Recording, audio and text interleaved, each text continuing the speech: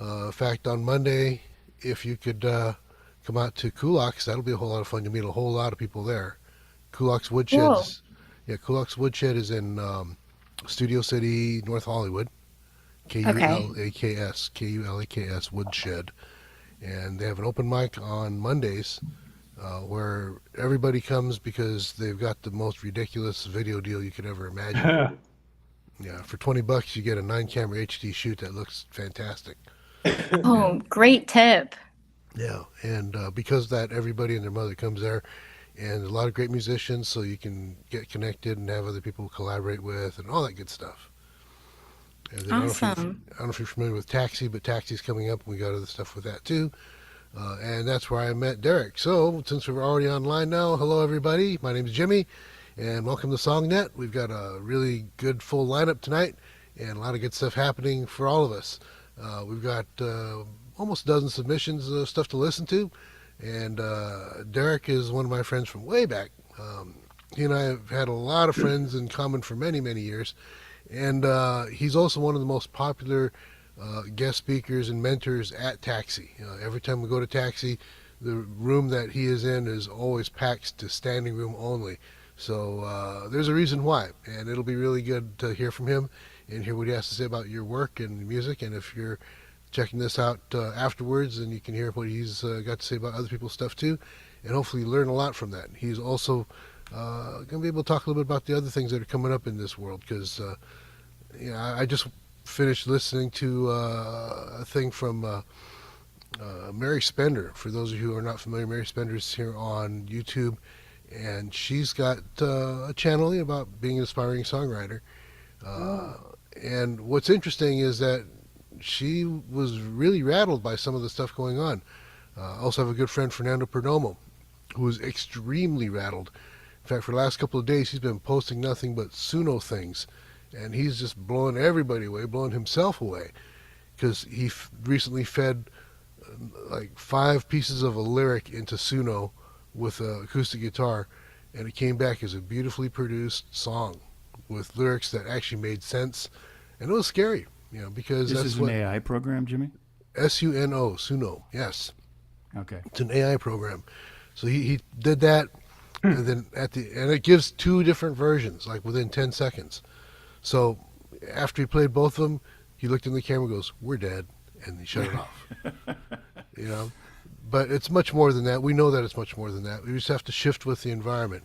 And so, Derek, welcome, and tell us a little about yourself and what you do. ooh. Um, well, hello to everybody.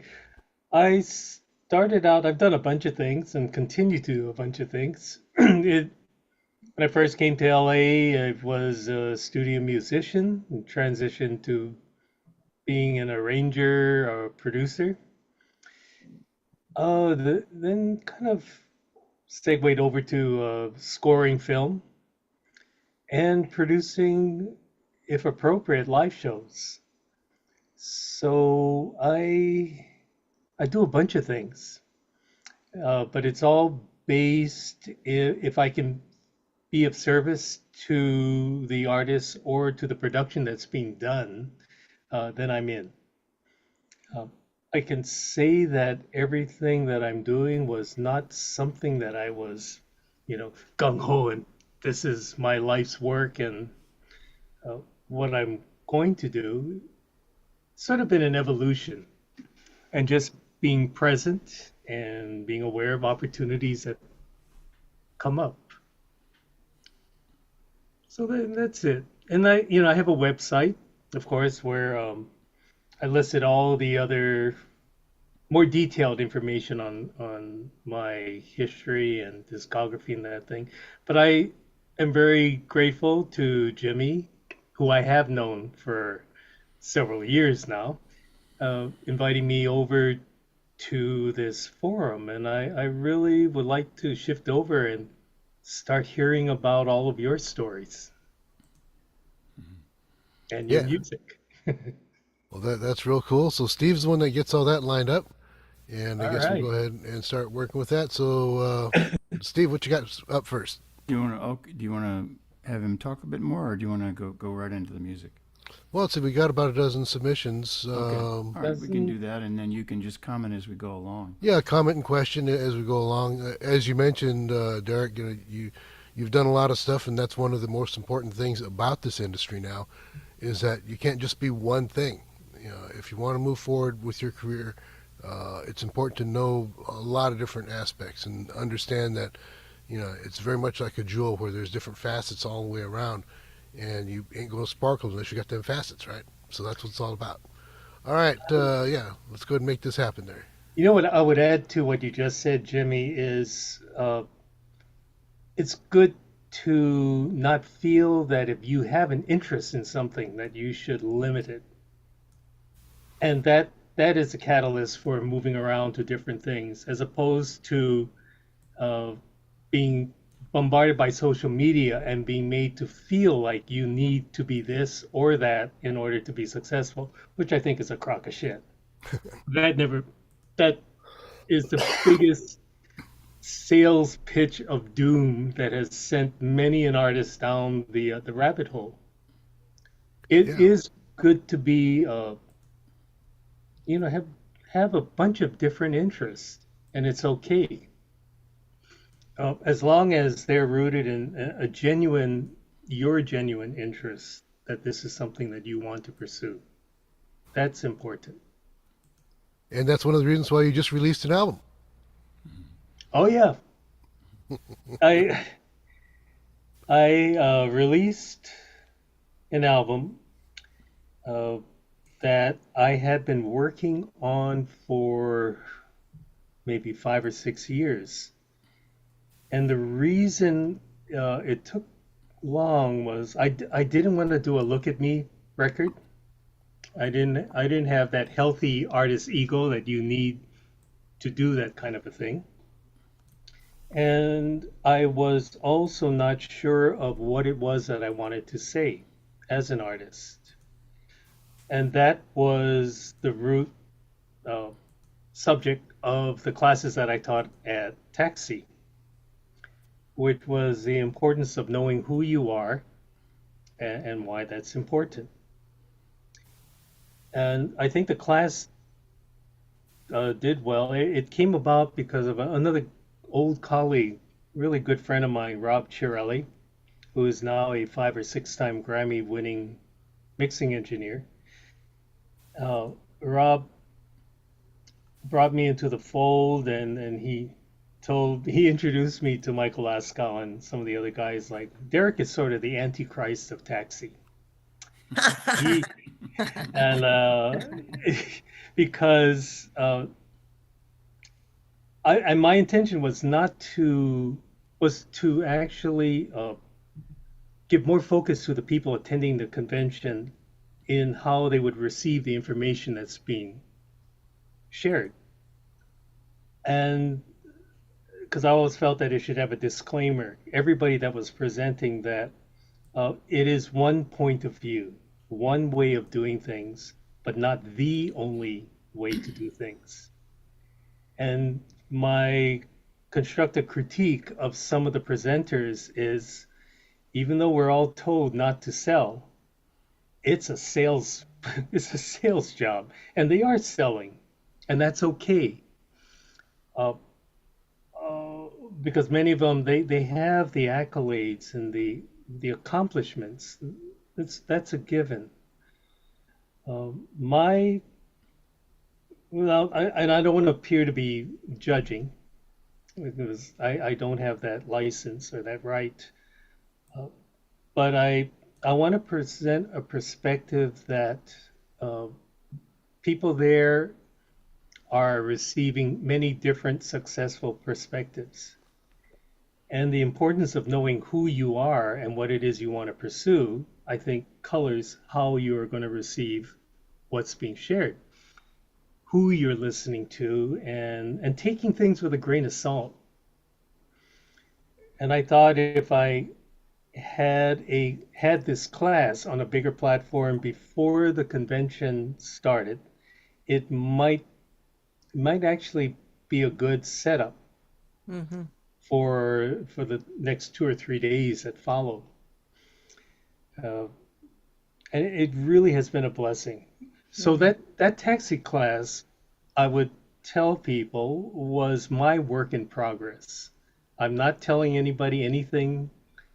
Uh, I'm sharing my journey with my process, and that the reason that it's taking so long is, as much as I've done work with other artists, I did not know who I was as an artist. Mhm. Uh, and that took stripping away the layers of all the things that I've been bombarded with, over the years uh, with this record industry. And this is starting from the 80s, Mhm. where that notion, 80s were actually, 70s, 80s were pretty cool because you could still be unique. Getting towards the end of the 80s, I heard the common saying, we want you to be original. We want you to be different, be who you are. If you kind of could be like this, because this is selling, there was this immediate thing of pigeonholing people. And it was really slyly done subconsciously. And it became more overt, I think, in the 90s, going to the 2000s, where people running A&R departments were not musicians, they were not songwriters. Uh, Kids were being hired because they were savvy on the internet and would present artists that were getting hits, whether on social media platforms. And the rude awakening with the industry was the realization that just because somebody has 10,000 likes or followers did not equate to record sales. It still comes down to an artist writing a song and performing it and getting that visceral response of whether their creation is being heard or received. And it's Mhm. that interaction Mhm. that I think Mhm. really pushes people to become better songwriters. Not because you have somebody telling you that, well, I don't hear it on the radio or it doesn't sound like a hit. Mhm. And my response to that was, God, if, you know, who appointed you God of hits? If you Right. designate something a hit, that doesn't mean a thing. So true. So true. But songs that are written from the most pure or the most innocent state, Mm. whether a person is celebrating something or um, writing about a pain or something, it comes from a vulnerable spot of truth. And then that gets out, and somebody hears that song and they say, wow, they can see themselves in that song. That's when you have a hit. That's, I think, when you have something. It's not a hit, it's something that resonates with a lot of people. And the only way you're going to find that out is the songwriters or artists have to have the courage to put their music out there without the fear of being judged. And that is my journey. That's my experience. What it has been. Uh, when I started my record, because of all the artists that I had worked with over the years, a comment made to me was, "Well, you're going to have so and so and a bunch of people. They're all going to be on your record, right?" And I thought, well, if I asked them, I'm sure they would. But then would people be buying the record? Do I have so little belief in myself that my music is going to be sold because somebody else is on it? And that didn't resonate with me. I wanted to do something honest and put it out there and then see if people like it or not. Um, so this is the basis of my criteria, I think, in mentoring artists. Uh, I may not be, there's so many great producers out there and really great producers slash songwriters that have a pulse on what's selling. And because of their affiliation with record companies, it is a powerful community. Artists, the right producer, and a machine that is all set up to put that particular music out there.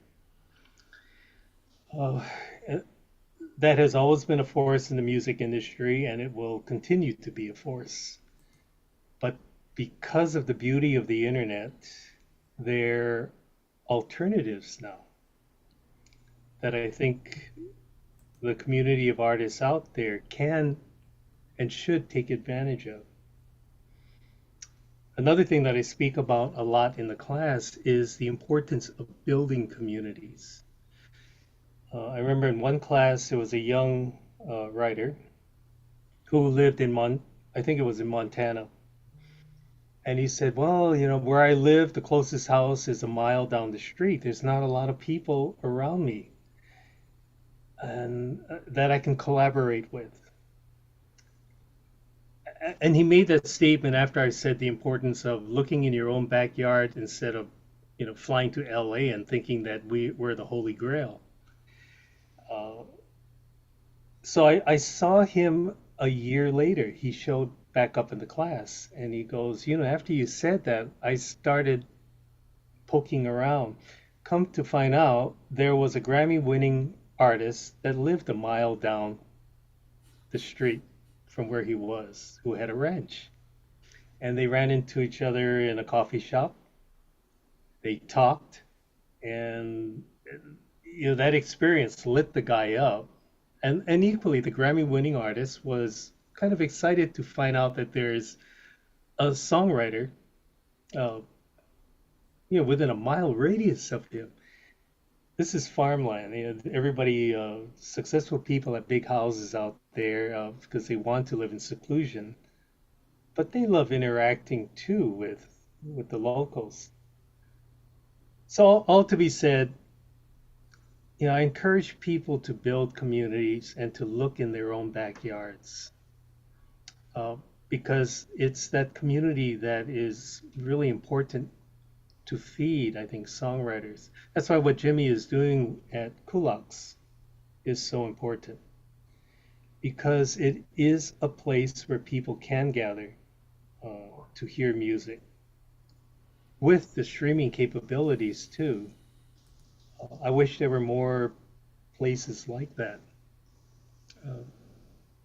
for songwriters. But I know, Jimmy, I'm not sure how you folks, we don't have that many people here, right? I'm looking maybe, I would be really interested if maybe Stephen, you could help, if we could go around the circle, and I would like to really hear quickly, everybody's name and where they're from. It would help paint a picture in my head. Do you want to do that, or just have them introduce themselves Yeah, with their if song? With their song. I wouldn't mind doing that really quickly because Okay. there's Okay. only 12 of us here, All right. Let me just call you and out I'm in looking at the order multi-screen with on my everybody's screen here. faces. Yeah. Okay. Make it quick, guys. Oh, just Not a your just not a your life story. Okay. All right, Gia, why don't you go first? I have to unmute you. Do So. you Yeah, want me thank to? you. Yeah, I was nodding along too loudly. I just loved what you're saying because it's a whole thing that I've been, battling with the self-identity when you get to, put forward songs like I did last week to a Disney guy. And it was like, what am I doing putting forward that song to this guy? I'm from New Zealand and this is a gospel song. How dare I do that? But it's trying to find your lane. But anyway, I'm fairly new to the industry. I've only been like 6 years late bloom, and I've got about 21 songs out. I'm trying the sync world to show my songs. This is one of And it. your name is I'm sorry, Gia? it's Gia, and I'm in Santa Gia. Barbara. Yeah, yeah, Oh, okay. yeah. Welcome, Gia. Thank you. Thank you for your comments. Okay. Oh, you're welcome. Joe. Me? Yes. I'm Joe Goodman. I'm from LA or Long Beach. I've played in a lot of bands when I was younger, and I've written some songs, and I owned a music store for a long time and just a guy hanging out, enjoying the weather. Okay. Sarah? You have to unmute yourself. There you Oh, go. sorry about that. Yeah, my name is Sarah. I'm fairly new to this as well. I'm mostly a writer. Um, I grew up in California and I live in the Midwest. Okay. Welcome. Catherine? You have to unmute. There you go. I live in Pasadena, California, and I'm kind of a late bloomer too. Although when I had my day job that I did for 35 years, I did write songs and I published a few songs in the interim. But now I'm just full bore in there all the time and just having so much fun and meeting so many great musicians. It's great. Although the technology gets me because I'm not very tech savvy and it kind of blows me away. But luckily, I have friends that help, including Jimmy. But anyway, that's Wonderful. what I do. Welcome, Catherine. Blue? I'm Blue. I just moved to LA from Chicago, as I was sharing earlier. Thank you so much for so generously sharing all your insights, Derek. Um, yeah, I'm a songwriter. I identify as a songwriter before other things. But I've released about 4 songs. I've had a hand in producing them as well. And I really dream of having like a community of songwriters around me who I really love writing with. So that's part of why I moved to LA. Good, good. Welcome. I love Thank you. Chicago. Ooh. Me too. Denise? Denise? Hi, Denise Dimon. I'm in Los Angeles, Highland Park, probably not too far from Catherine Beck. I'm a songwriter. I don't sing or perform, but I write music and lyrics. I've been collaborating with a couple of singers, and they've released my music. I've also, like Gia, been doing a lot of sync pitching. Yeah, just plugging away. It's a passion for me, and it's something it's kind of the only thing that really matters to me at the moment. So Welcome. That's awesome. thank you. That's awesome. Ed? Hi, my name is Ed Lackey. I'm from Los Angeles, living in Highland Park. So I live probably up the hill from you because I live right on the top of the hill. So I've been writing music for probably 50 years. Never had any success with anything, but you never know. That's right. Welcome. Nice to meet you. Yeah. Cameron? Hey, Derek. My name's Cameron. I live in near Santa Maria, and I'm a singer-songwriter. Yeah, I really enjoy working with collaborators. I've had about 20 collaborators the last year or so. It's been fun. It's been all of that challenging, and I've also done some work for some freelance clients this last year. So that's been just kind of dipping my toe into the industry. It's been great in some ways and been a huge wake-up call, just how difficult it is in a lot of ways too. So yeah, thanks. Nice to meet you. Okay. Christian? Hi everyone, my name is Christian. I'm from San Diego, California. I'm a singer, dancer, songwriter. I've been doing music since I was 18, 19, and I do just small shows in my city, and yeah, I just have so much love for music. I just always had this passion with it, and I just want to challenge myself with songwriting and collaborating with other songwriters. I think it's time for me to do that now, where I'm at in my life, and I'm glad I'm here. Thank you guys for having me. Yeah, Okay, Welcome. thank you. Eric? Hey everyone, thank you so much for having me here. Sarah is the one who's responsible for making me wise to this lovely group of people here. You all seem very lovely. So yes, my name is Eric Hovey. Born and raised in the state of Iowa, coming to you from Okoboji Lake in Iowa. I'm a lifelong musician, self-taught. But what I like to call myself most is a collaborator. I've noticed a lot of people here, the key word tonight, I hope, will be collaboration, because that's what I love to talk about the most, and that's what I seek in my music career and in my personal life. I just love working with other artists. And Sarah is one of those artists who can do something that I can't. And I hope we can expound a little more on that later in our conversation tonight. But just a little bit about myself. I have 10 self-produced albums and a number of singles and EPs, but I've never had a record contract. I've never even sought one out. This has always just been the mission has always been to build community. And like I said, I'm from Iowa, and yes, my neighbors live a mile away. And so it's a job to get everybody to come together, and we jam together, we conversate. It's lovely, and I'm here for that. And also, I love songwriting workshops. So when Sarah told me about this, I told her, I'll be there. So great to meet you all. Great, welcome. Arthur, can you hear me?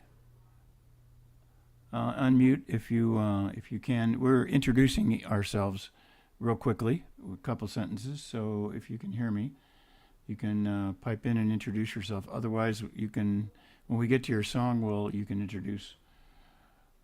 Can you hear me? Maybe having some audio problems or not. He may be able to hear you, but he may not be functionally good on it. Okay. Let me see if there's anybody else I may have missed. I think I got everybody. I think we got everybody. Yeah, okay. All right. Let's do this. In terms of songs, Sarah, because you're in the Midwest and you're a couple hours ahead of us, we'll play yours first, and then I put the order roughly that I received the songs in the chat here, so we'll go through that order just so you have a sense of when you're coming up. But we'll play Sarah's first then. So this song is called, hold on here, Sway, and I will share my screen, and then you get to see the lyrics as well. Get them pulled up here. And make it so you can actually see the lyrics. Where in the world? Oh, here we go. Give me a moment, bear with me a moment while I get this ready. Okay.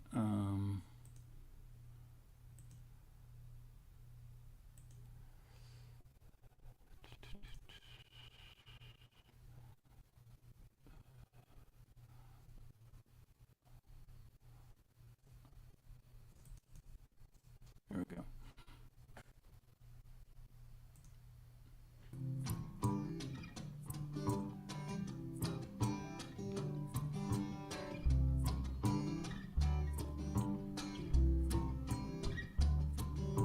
Sway,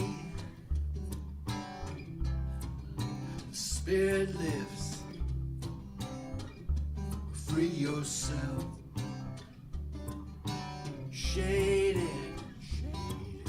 shaded by the leaves of grace this time it shines.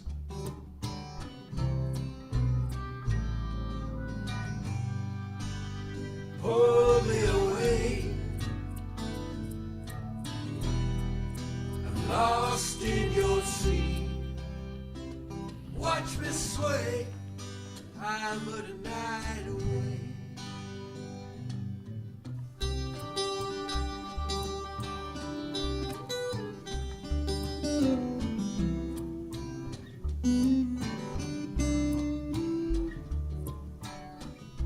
The shade grew untidy, surrounded by the heat. Sometimes I watch you dredge with old dreams. Far times, words become a whisper, passionate of its cries. Pull me away, I'm lost in your sea. Watch me sway, I'm but a night away.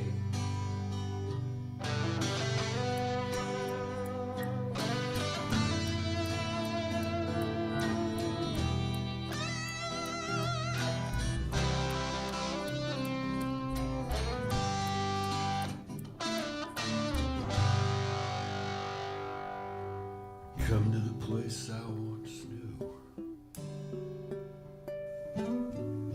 Under the steady glaze, the sun fades. These fingers feel so sweet.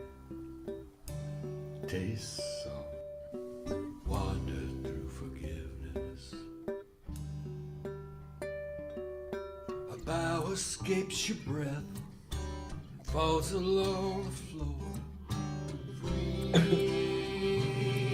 yourself. Pull me away.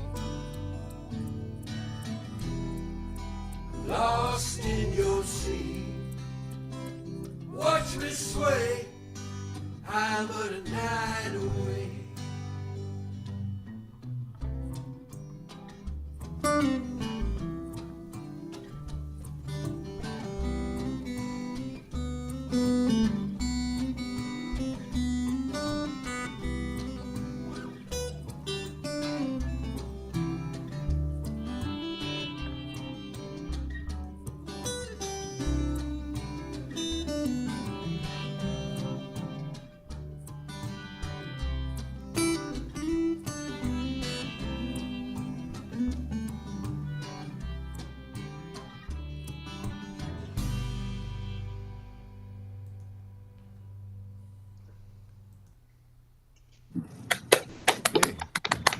Beautiful.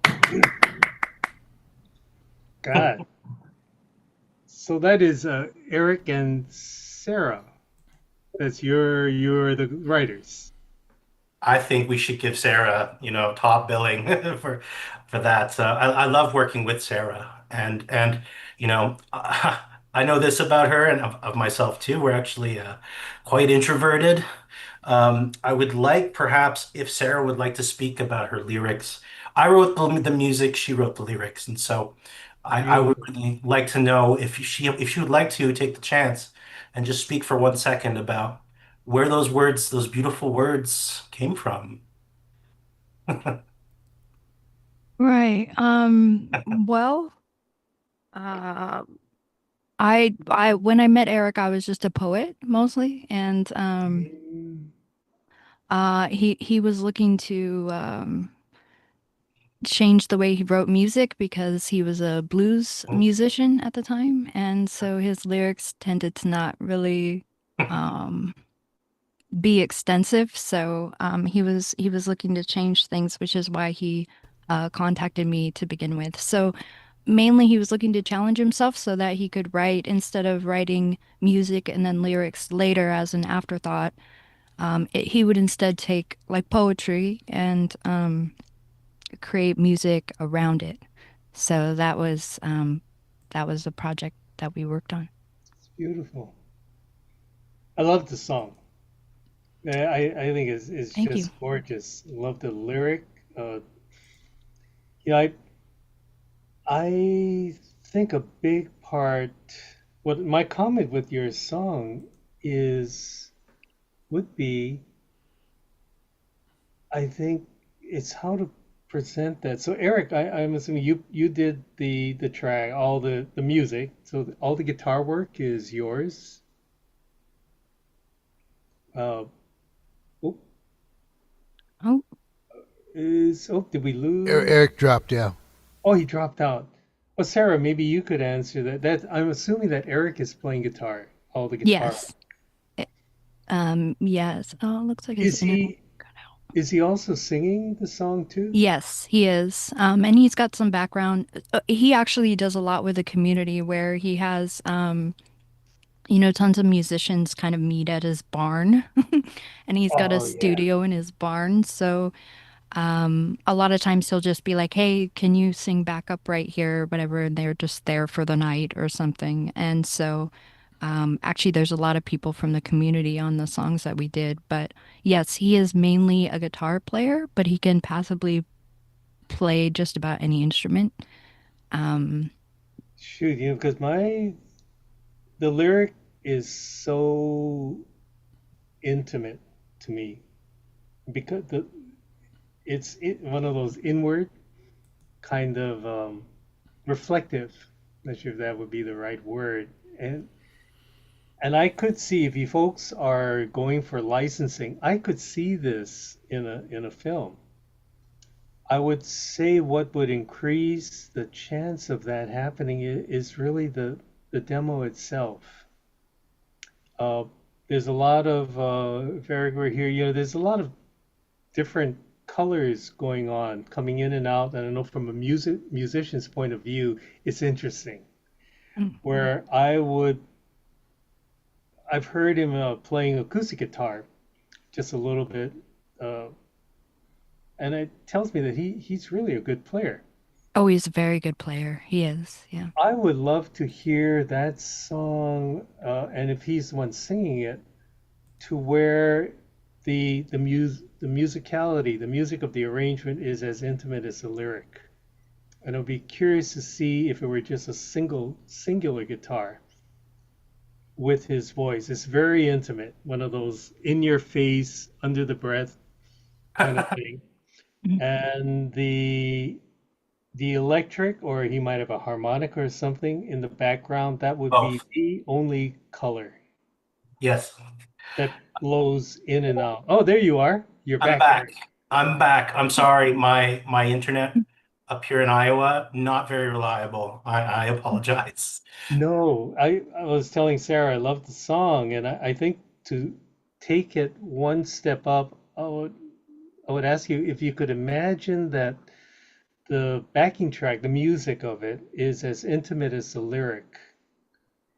Uh, and what would it be like if it were just a singular acoustic guitar throughout the entire piece? Because there's enough motion in the lyric, the melody, Uh-huh. uh, and the way so that the intimacy, and you're the one singing the song too, correct? Yeah. Yeah, that's where the color comes from. And then on the technical end, the guitar and the voice need to almost be equal in level. It's like you're sitting. I have the picture in my head that you're sitting on a bench playing guitar and singing, and there's one mic in front of you. You know what? You know what, Derek? You're not far off. We generally record in my, quote unquote studio space. And that's really, it's a barn, which is converted into a jam space. And we've got all the room in the world, and we've got an upstairs level, almost any kind of instrument you can imagine, I pick them up in thrift stores. We've got accordions. I've got a Rhodes organ upstairs, multiple acoustic guitars, electric and bass, an upright bass, although that one needs to be restrung. Um, these things, some of them come in not perfect condition, but they're open and they're available for people to come and jam. Um, you know, to rewind a little bit, I wanted to talk about how it came about that I met Sarah. Like a lot of these people who I collaborate with, I see the spark in them, and I know I need to know more about this person. Sarah was definitely, we met, I'd say about 15 years ago, maybe it was 2008, I think. And, she styles herself as a poet. And that inspired me to change my sound a little bit and change my approach. I'm a big fan I'm a blues man my whole life. I love Muddy Waters. I love Bo Diddley. And if you look at my discography, it's Delta blues, Chicago blues, Riverside blues, some reggae, even Latin jazz, flamenco, but it's always based in blues. And around the time I met her, I was feeling despondent and a little bit discouraged. I wanted to do something different, and I feel like it was fate that made us cross paths at that time. And she styles herself as a poet, and you know who else does?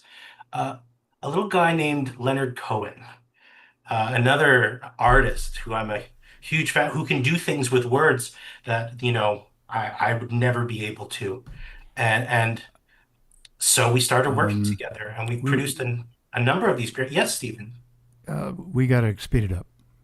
Oh, I'm sorry. Yeah, I Yeah, didn't we realize got this 10 because, or 12 other people to listen to, so yeah.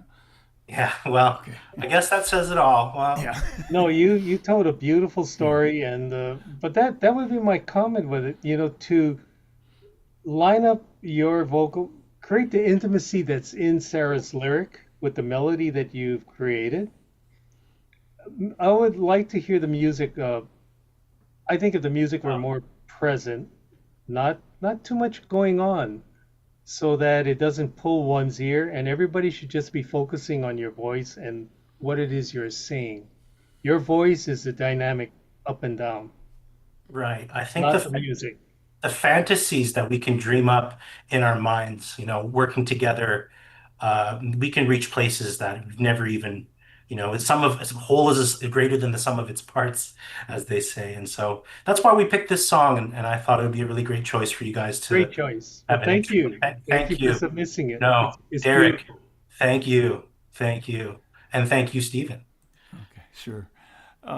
Okay, next up we have Cameron DeVries, and the song is called I Became a Locksmith.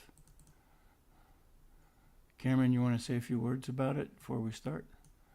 Yeah, sure. Thanks, Stephen. Yeah, this is just a song about kind of my life's journey, and I'll leave it at that. It's basically just about all the steps along the way of finding who you are in a world where only you can find out who and what you're supposed to be and who and what you are, and so that everything you encounter is sort of like food for just coming back to discover what's inside you. So that's kind of the song. And yeah, this is me singing, but it's a guitarist that I hired in actually from my friend Sham in New York City, who comes to these things sometimes. And he turned me on to this guy. He knew I was looking for a guitarist for the song. So yeah, so that's it. Great. And then we'll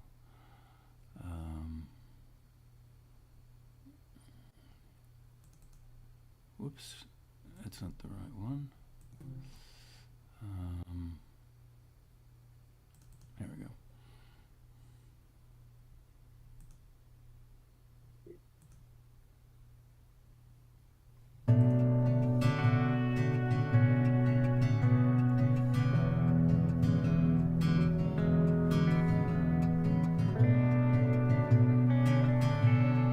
I became a locksmith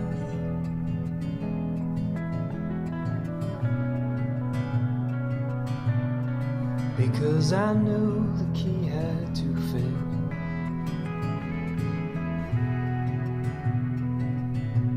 I was ringing that doorbell all day, waiting for an answer. I will make my own way.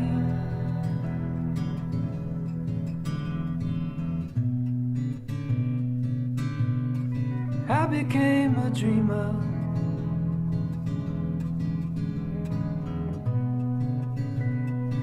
Cause everyone told me to stay.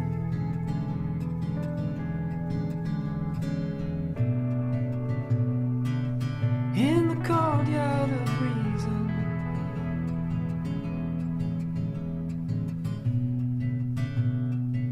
nothing to squander that way.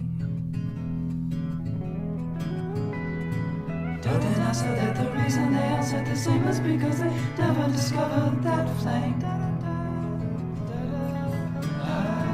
Then I saw the reason they told me I could not do it is because I hadn't healed their pain.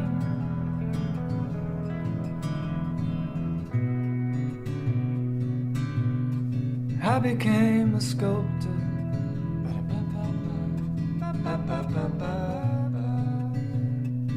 Because I needed to find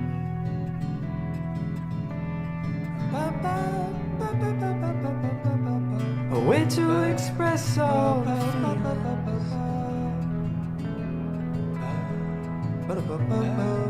coming into my heart and out of my mind.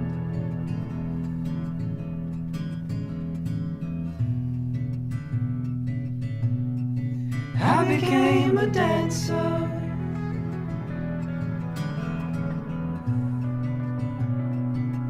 Cause my heart needed to move.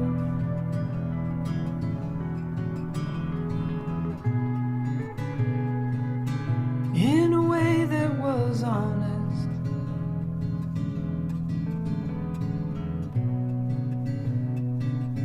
In a way that was true. Every dancer finds their own rhythm because their heart is unique, like a flower. The only one who can ever unlock the door is the one who stands before her. An honest, clear refrain for the magic that is lifted from the pain. A blessing and a curse, a river winding through the dusty earth.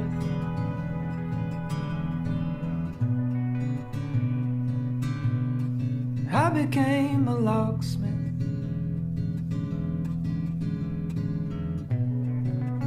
Cause I was tired of waiting for doors.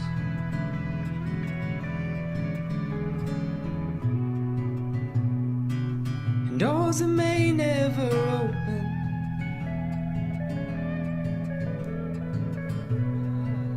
Unless we hold the right key and we're sure.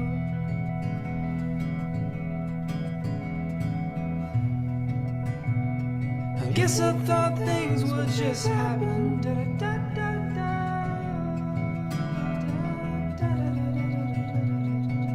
If I dreamed hard enough.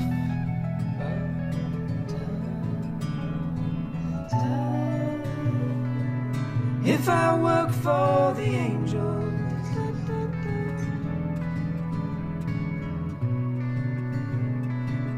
Maybe I would sidestep bad luck.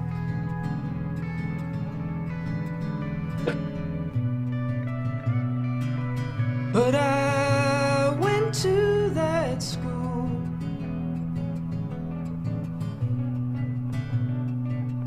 And I sat in for class. But the thing that it taught me is I had to dig for my heart in the ash. Every light begins from darkness, every diamond comes out from inside of mine. We can find our light from other people, have to look for our answers inside. Every person has to find the rock that speaks to themselves alone. When the world is making thunder and waves, we gotta leave all that alone.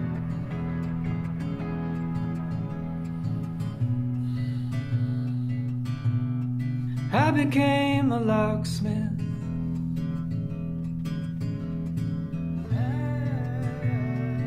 Cause my soul's key had been lost.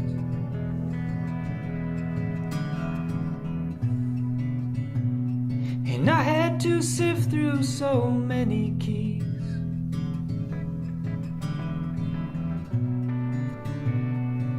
I'd better know what key I had got.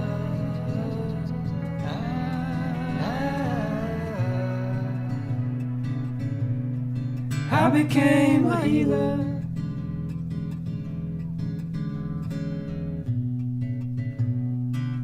Cause they get right to the heart.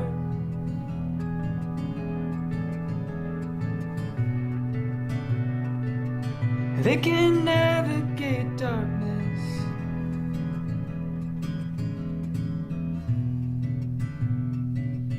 without dimming their spark. I had gone far beyond the walls of safety, and I couldn't find my way back home. And there was no great hope to save me, I had to search for a light of my own. I became my own love. 'Cause self-strength is a door that opens up and breaks through the walls to knowledge never come to before. Every person has a little magic, every journey takes a little detour. But when we hold close to our life, we find the road is just a little more shine. Little feet they follow, bigger feet they take their chances until they know. Take their feet, go to the source of it, they look until they find the doorway of the soul.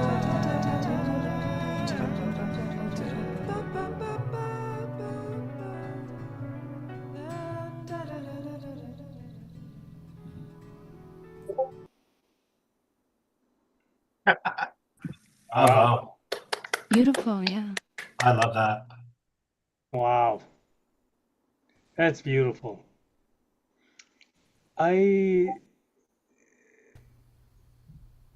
What I was thinking of, it reminds me of, one of the artists I love is Joni Mitchell, because her lyric and the storyline is very poetic, and it goes places that you would not expect. My comment for your song is, I think the melodies that you have, and the colors that are going around it, could be, to hone it in, it could be a little more intentional, so that it's there's a little bit more focus on the lyric, and less falling into like what almost sounds like an improvisational uh, kind of atmosphere.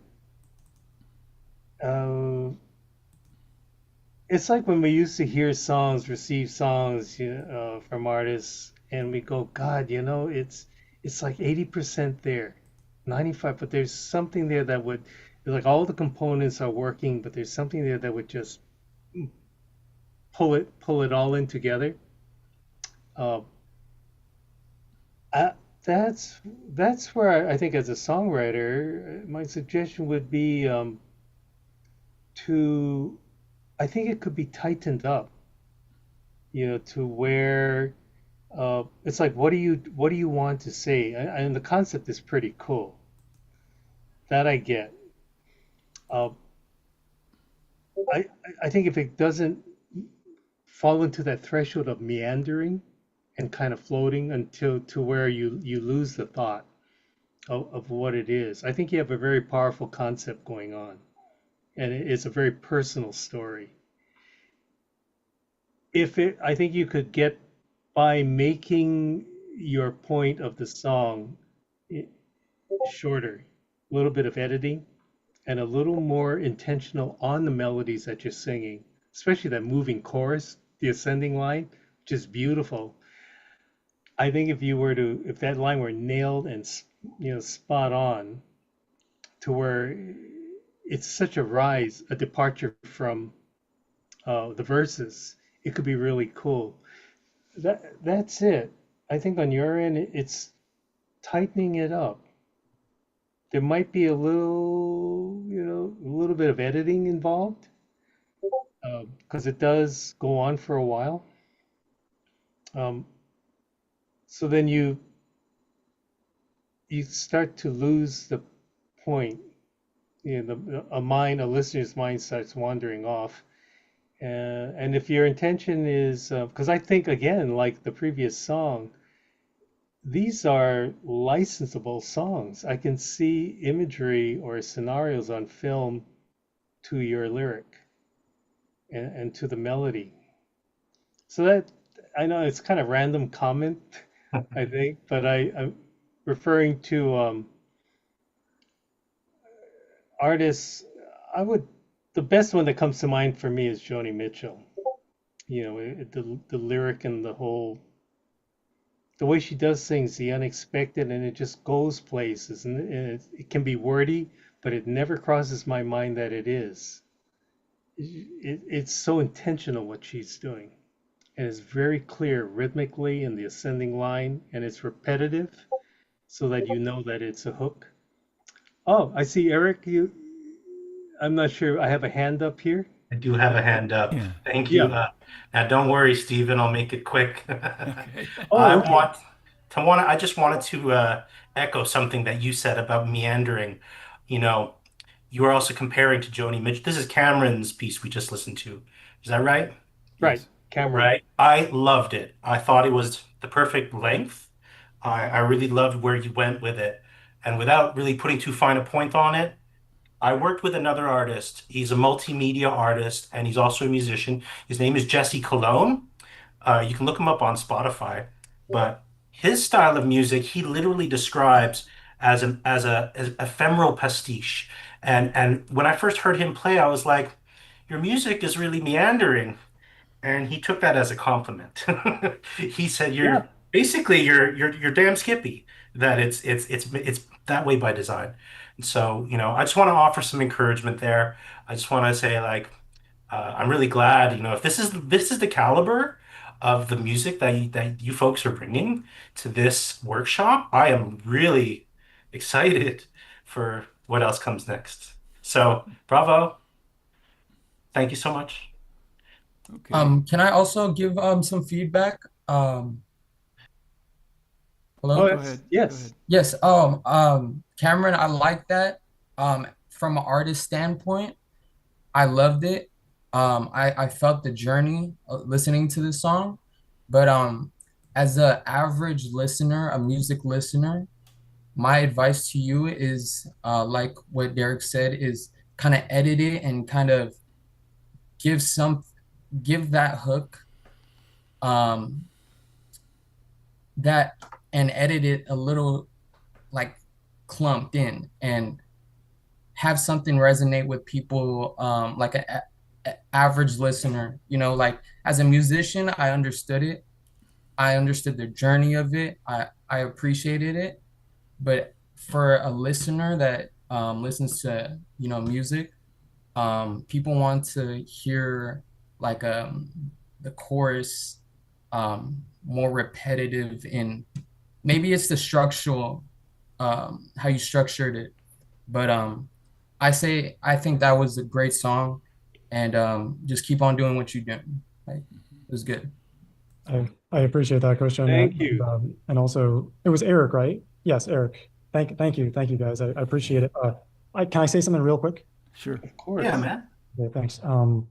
What I was going to say is, yes, one of my family members, Derek, told me that there's just too many of the scat vocals in the background, and so that's my next plan is go in. I mean, it's just a cell phone vocal, so I'll just go in. I'll just cut out a lot of the background stuff, and then I have another singer who's gonna kind of come in, but who I work with. But yeah, I really appreciate your feedback, Derek, and we've been thinking about kind of like the advice that you gave to Eric is, think about just that one or two very simple instrumental color. And so we're adding in the other instruments right now. So I'm thinking I got to keep it super simple and just one or two instruments that sort of maybe a mandolin, definitely some horn, a little bit of horns, but just not too complicated, just so the vocal stays front and center, because I got to make sure that vocal doesn't get, cluttered out. That's a good direction. I would say, what my mentor told me, and it always resonated in my head. He was a French composer, and he would say, every part, especially in songs like you've crafted, that you've written, make sure every single part is intentional. Everybody has to have a place and a purpose. And if it's like somebody sticking out of the crowd, if it's just there because it sounds, is their purpose. And I think taking all those things into mind, what Eric was saying, I'm sorry, oh, got all the names up here. Is it Christian? Yeah, that it's true. Then everything will hone in and people will be able to latch on to something and it becomes memorable. if it's meandering all over, or if it's not a definite melody, you kind of lose people at that point. There's nothing to focus in on.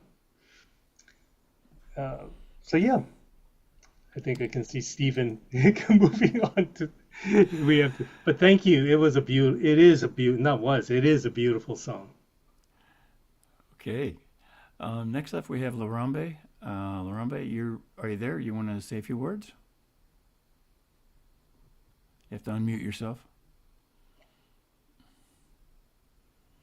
Larambe, there you are. Hey, Steve. Can you hear me? You want to say a few words about the song before we play it?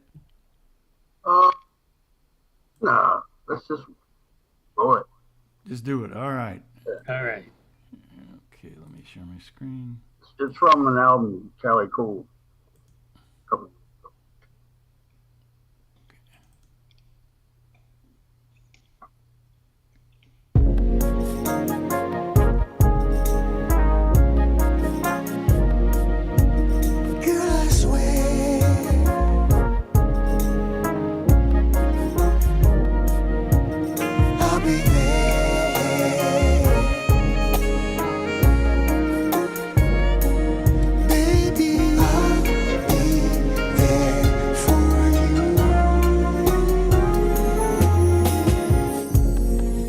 You're the queen of my kingdom. You are royalty. I feel so blessed to have you on the throne right here beside me. So if you have any need, don't hesitate to speak. I'll be there. I'll be there for you, baby. Listen, girl, I swear,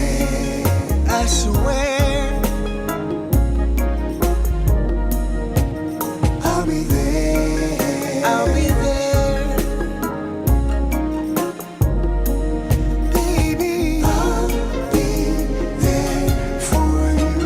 That's what I'm gonna do. No, you don't need a reason to reach out to me. Oh no, 'cause I meant what I said. I'm never too busy. If you just need to talk, then I'll just listen. I'll be there for you. Listen, oh babe, girl, I swear,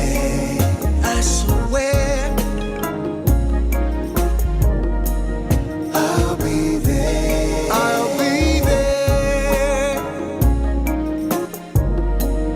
baby. I'll be there.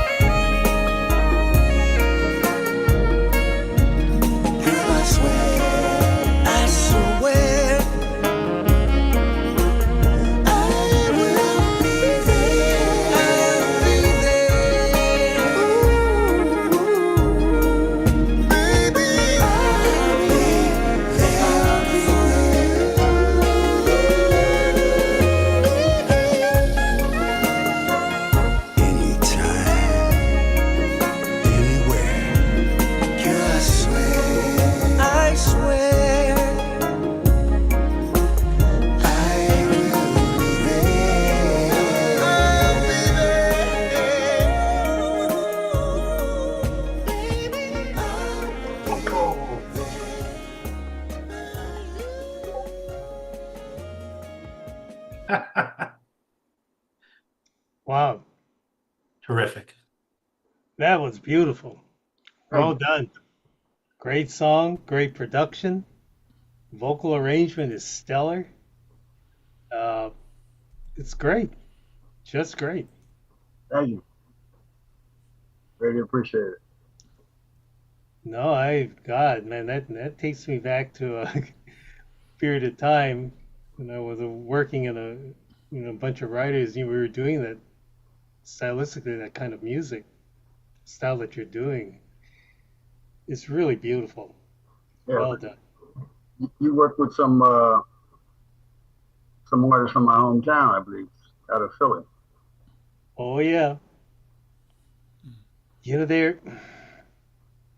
It was fun. The way songs were written and constructed, and the response that everybody was going for to bring to life. If I could offer one critique on your song, would be coming from that style is I think your bridge, it can be is great. I think there could be one element. I don't know if it's in the lower end.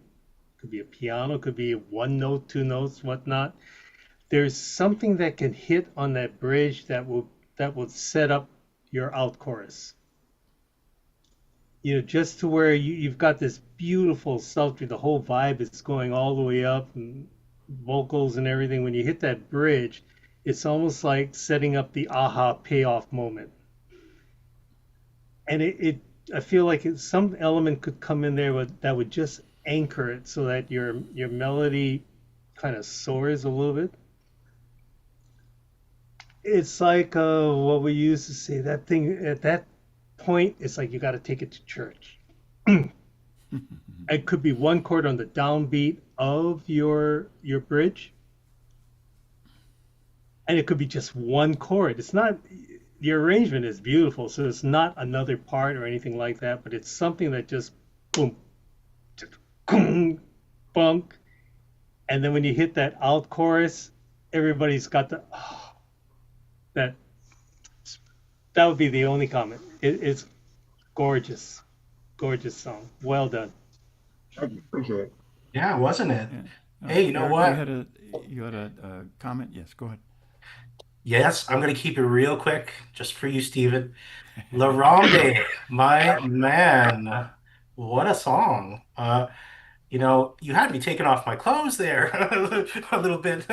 It's silky smooth, laid back, very intimate, very lush. Really music to, pardon my French, music to F2. You know what I mean? Okay. Whatever works for you. It works. It works. Okay. Next up, we have Gilles Levé, and let's see. The song is called "Gonna Rescue Myself." Gilles, you have any comments? Just that it's a co-write. There were three of us that wrote the song. It's a women's self-empowerment song, kind of a Latin jazz genre. And yeah, it's about women taking control of their lives and maybe creating an empowered next chapter. Okay.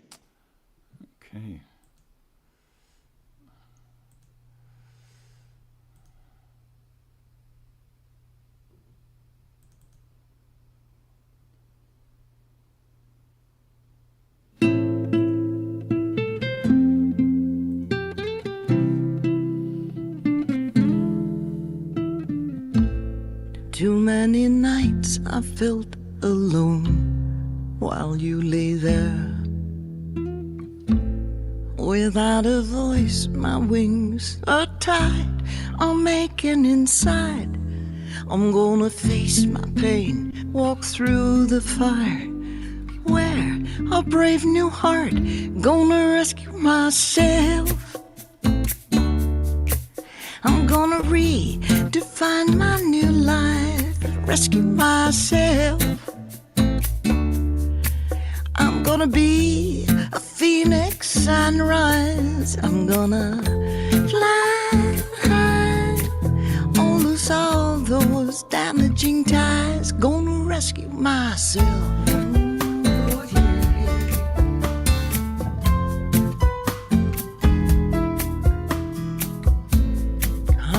a choice to follow my heart, to trust in myself. I took the time to look inside. I'm gonna face my pain, walk through the fire. Wear a brave new heart, gonna rescue myself. I'm gonna redefine my new life, rescue myself. Oh yeah. I'm gonna be a phoenix and rise. I'm gonna fly high. I'll lose all those damaging ties. Gonna rescue myself. I'm gonna rescue myself. Nothing will get me down. I'll turn my life around. This time, gonna rescue myself. Oh yeah, yeah. I'm gonna redefine my new life, rescue myself. I'm gonna be a phoenix sunrise. I'm gonna rescue myself. I'm gonna redefine my new life, rescue myself. I'm gonna be a phoenix sunrise. I'm gonna fly high. I'll lose all those damaging ties. Gonna rescue myself.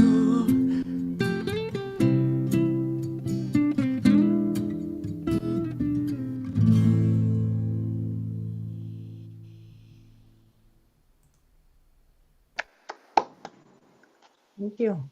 Beautiful, Appreciate that. beautiful song. Mm. Love the lyric. Love the feel of it. I think the arrangement, the feel that you're going for supports your lyric. Uh-huh. It makes it received. It's great. Well, that's good because I'm going to put it out pretty much as is. Yep. Yep. Good. Any I know I don't want to be the only one hogging up time Oh, for I could say comment. something. I could say something, Derek. Gia, you've got chops. You know, it reminds me of what I love about music and musical communities is like I'm just blown away, you know. Now I'm a very big listener to I listen to this jazz station on internet radio. They're based in Toronto. And they play music like in the similar vein, and I feel like you should send them your demo. They Sure. are the largest independently jazz only radio station Oh, in I think one of maybe the largest in the world, certainly in North America, and people listen from all over, including myself.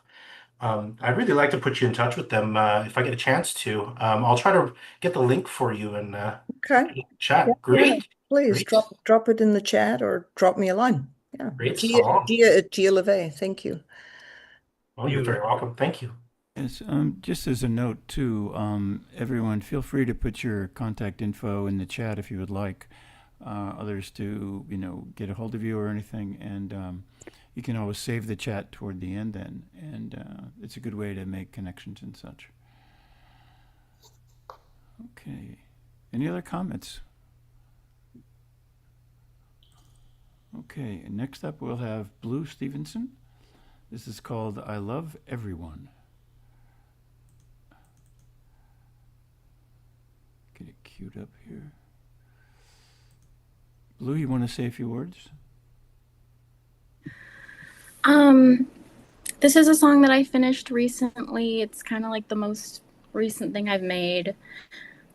So I just wanted to share it, and I really value feedback, especially about songwriting and arrangement. Okay, here we go.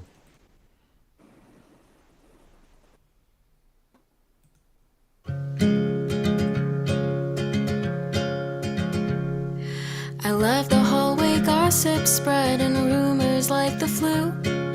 I love the front row student who's got everything to prove, and the starry-eyed romantic trying to find the nerve to ask him to the dance.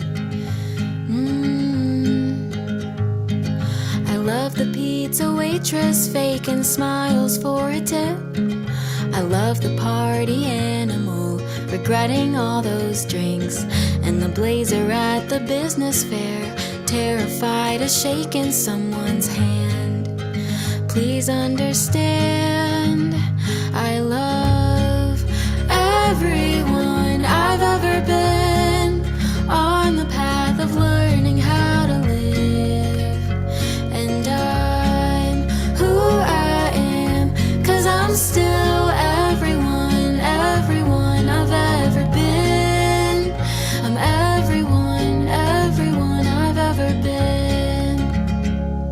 The optimistic lover dancing circles in the rain, the broken-hearted poet writing letters on the train.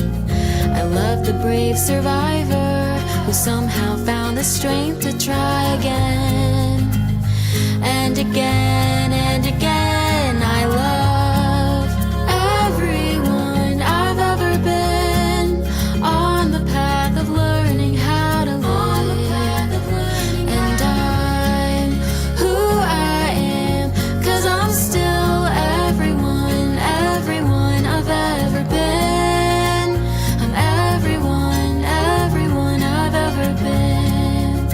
I've been the addict and the quitter, been the angel and the sinner, the wiser older sister and the shiny new beginner, been the one that got away and been the heart that learned to break, the head held high in confidence and the self-loathing person cursing all of this. I love everyone I've ever been on the path of learning how to live. And I'm who I am, 'cause I'm still everyone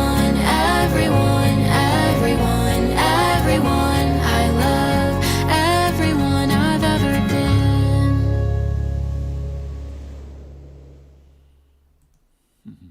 been. Wow.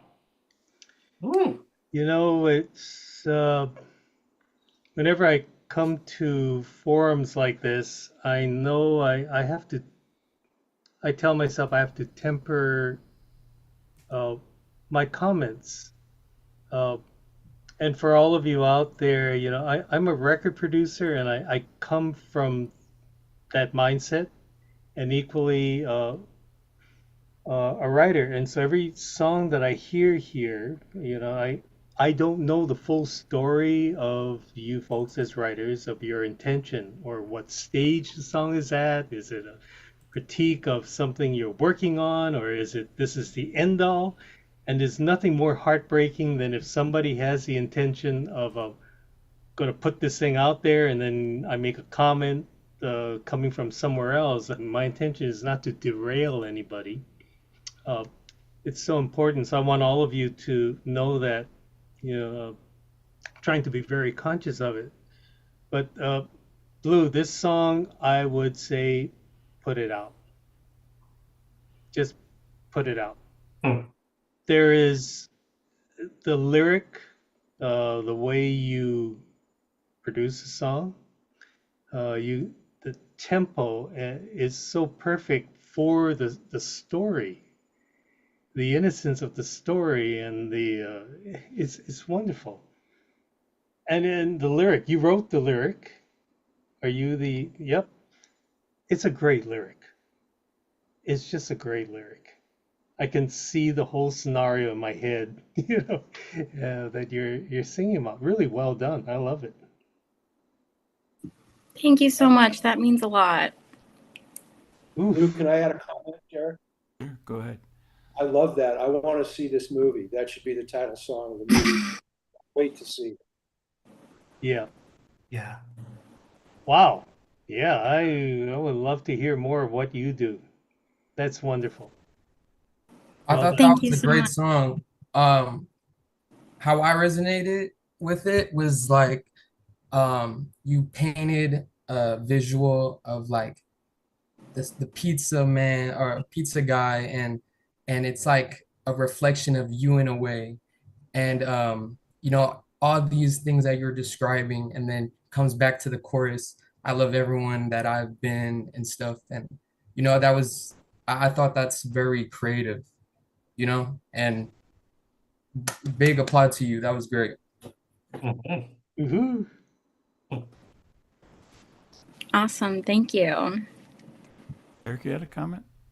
Yeah, it really struck me, Blue, that both you and Gia are kind of beautiful bookends to each other, testaments to the craft of songwriting, creating beautiful, empowering lyrics that I'm so jealous. I'm jealous. I'm not gonna lie. I write music. I don't write lyrics, and Sarah can tell you how much I compliment her on what she could do, and what you folks can do. And the both songs are unique, and they're both reflections of yourselves.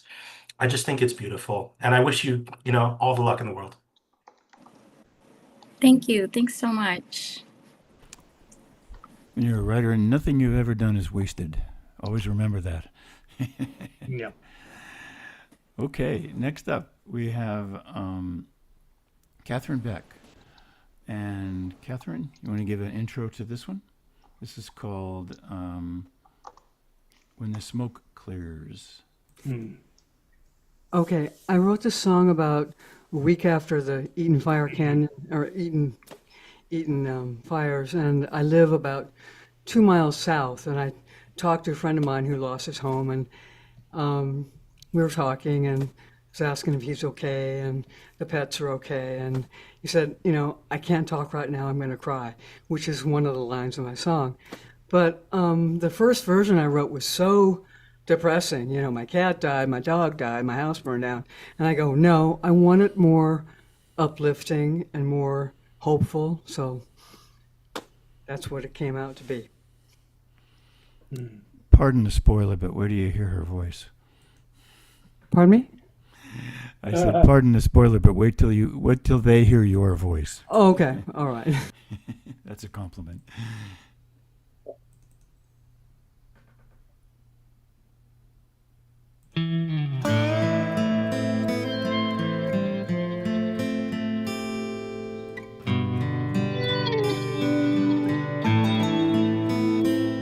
When the smoke clears, it's so quiet outside, the birds stop singing, they flew off to hide. When the smoke clears and the damage is done, I hold my love in my arms, my dog's playing in the car. Don't know where we're going, but at least we're safe.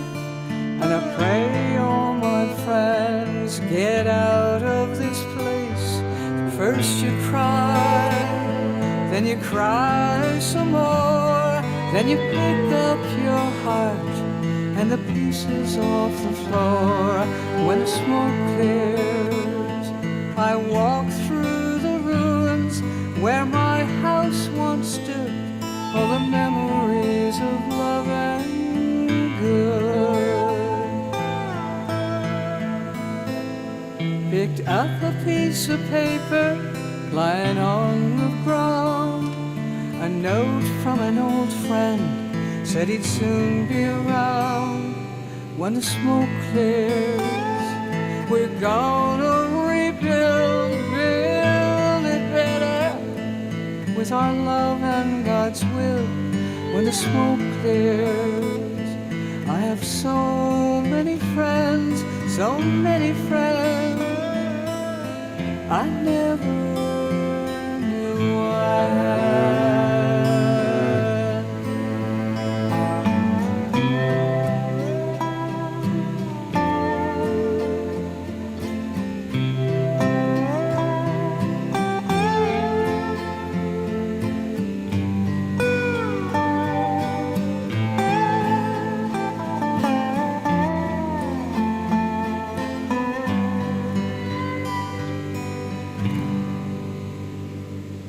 And I hope you won't forget how empathy works. Try all you can to help the people in need.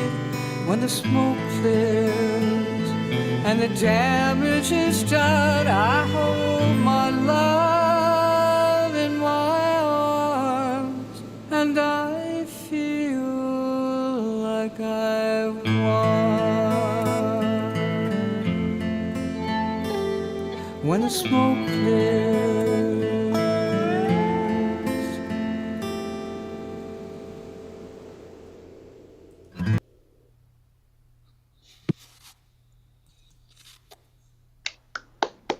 Wow. Beautiful song. Beautiful song and a great lyric. And Stephen, you're right. What a gorgeous voice. Thank you. Oh man. I think you nailed it on the lyric. Speaking for, we probably all of us here, living in Southern Cal, had no friends who have lost, especially, and I feel for the folks from the Eaton fire, because it's, community. I don't know if that community will be what it was.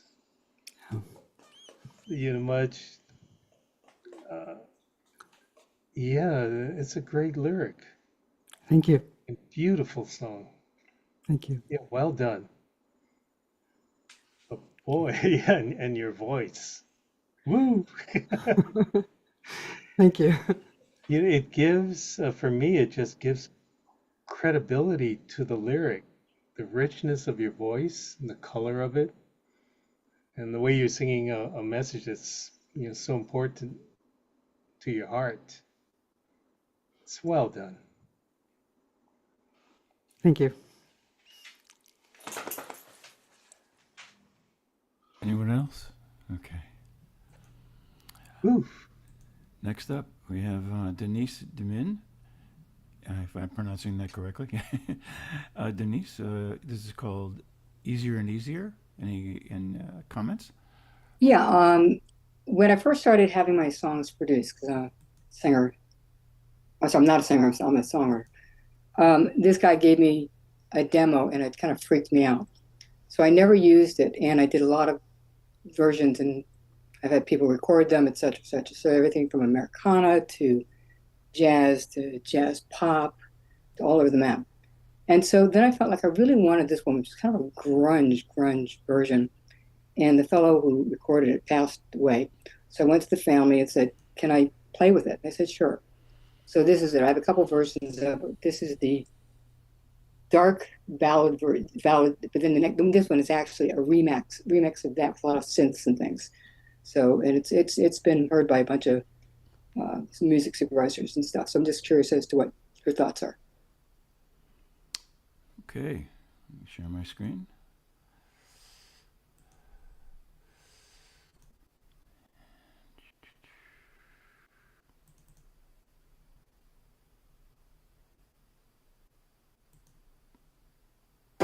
Each time you leave, it gets easier and easier to let you go, even though I know it's tough alone, but it gets easier and easier, though the nights are long every time you're gone.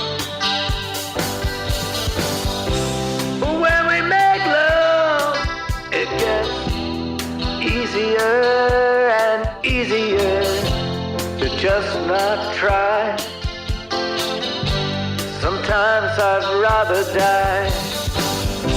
It's no one's fault, but it gets easier and easier to lay the blame on you. I know you blame me too. We try to hide the irritation deep inside, but our impatience shows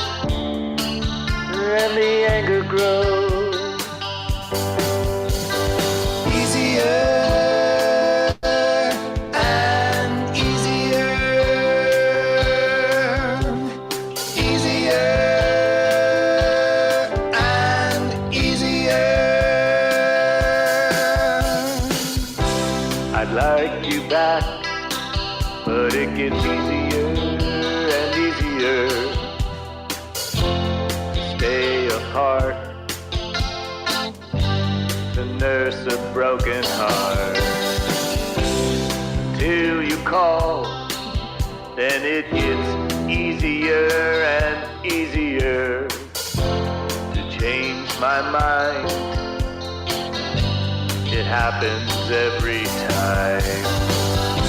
We talk it out and on the while push our doubt behind a compromise. Desperate lovers lie. Easier and easier, easier and easier. And then you leave, and it gets easier and easier to watch you go. It doesn't hurt to know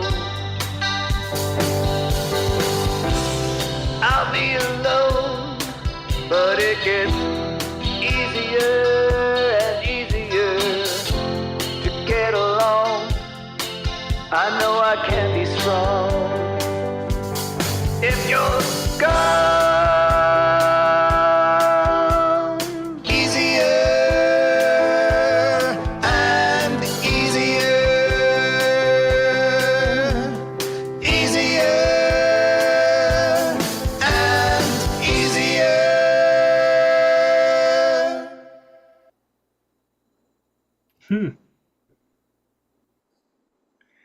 That's a cool song. Again, I have jazz versions, I have Americana, I have pop. I mean, it's just like I said, the first time I heard it many years ago, it scared me. But then I kind of went back after all the other versions and said, what the heck? I kind of agree. Off the top of my head, you take a song like that, and can you imagine if a young artist like Youngblood sang that song?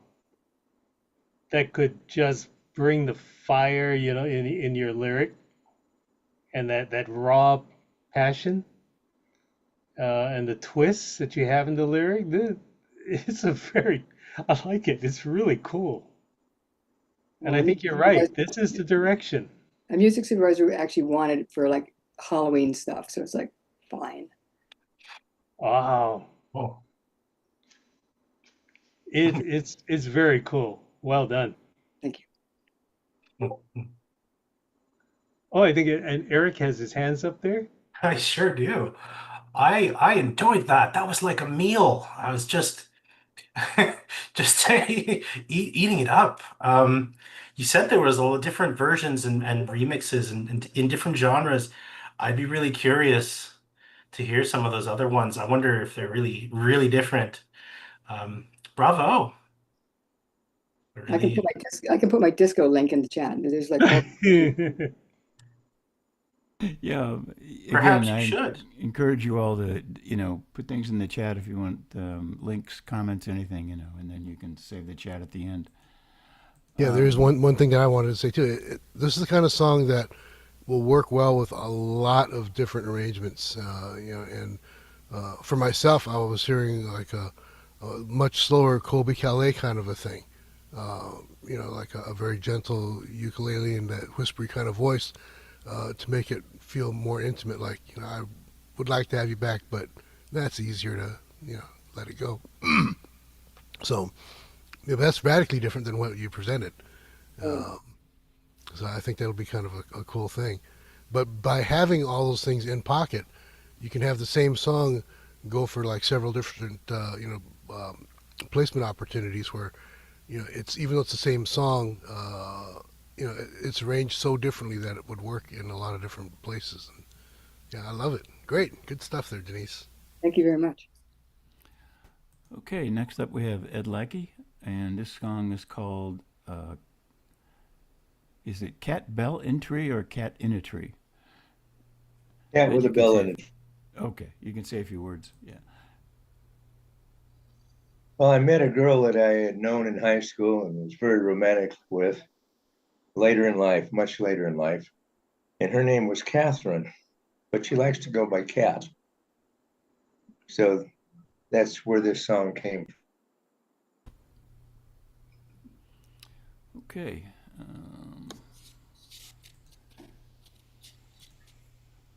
Go.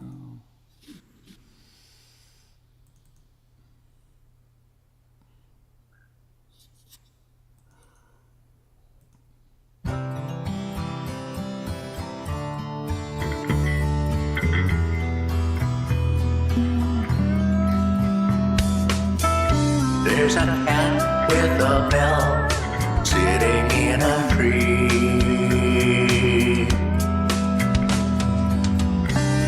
I'm looking at her, she's looking at me.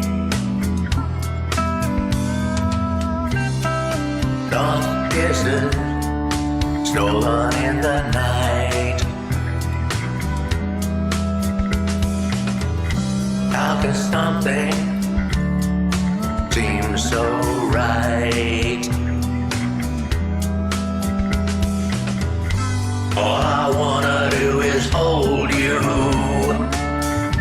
How can something feel so right? Soft stolen kisses, stolen in the night. In my arms, you feel just right.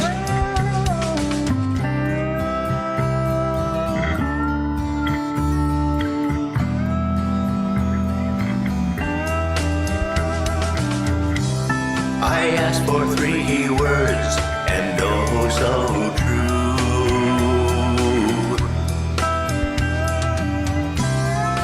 You came up with I love you.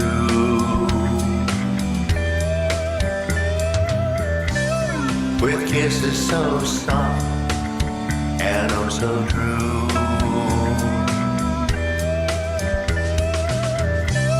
The words touch my heart, I love you.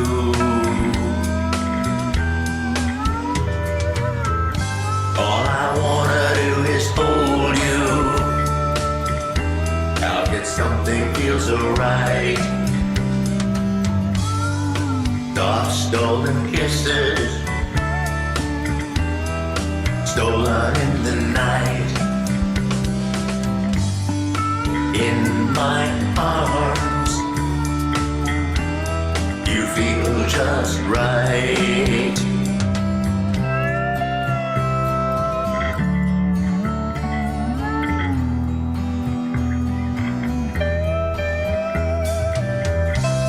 I asked for 3 words and oh so true.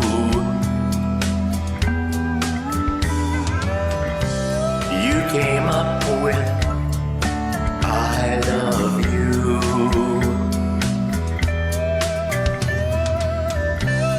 With kisses so soft and oh so true.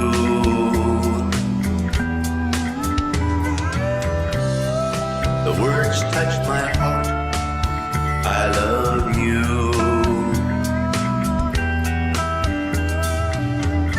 All I wanna do is hold you.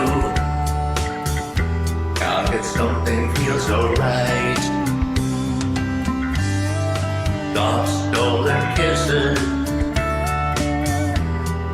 stolen in the night. In my arms, you feel just right.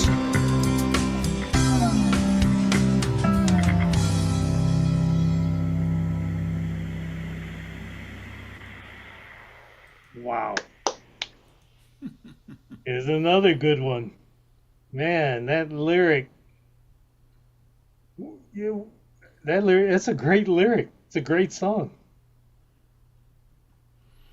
Thank you. Just off the wall. I was watching this video on YouTube last night. Something about Edgar Casey and cats and how they help you heal your chakras. And he got into quantum mechanics and all this kind of stuff. And it's it's hilarious because it fit perfectly with that song in terms of the lyric you're talking about. Yeah, I gotta ask you, Ed, where are you? Are you where are you from? Are you from Southern Cal? Born and raised in Southern Cal. Boy, because your song, if I were, it sounds like a New Yorker. You know, the lyric and the melody. I would take this song, man, and I would cut it like with an edgy New York vibe. I really love the lyric. It's a great song. Well done. It's interesting. Thank Cool. you. In a really good way. Not interesting like, ooh, this is good.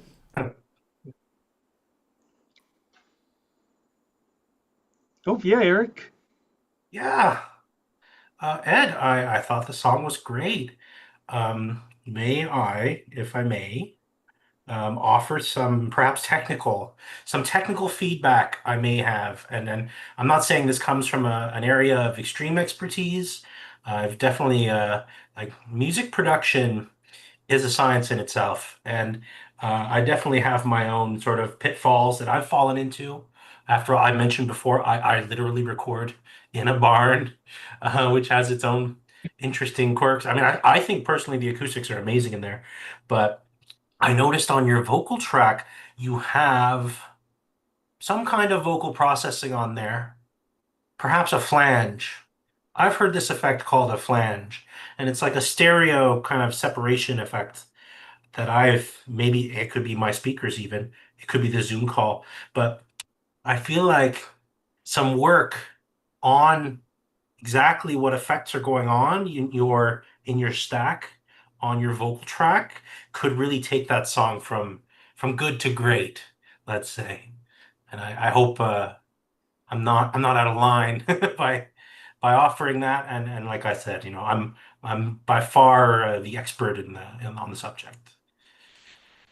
Thanks for the feedback.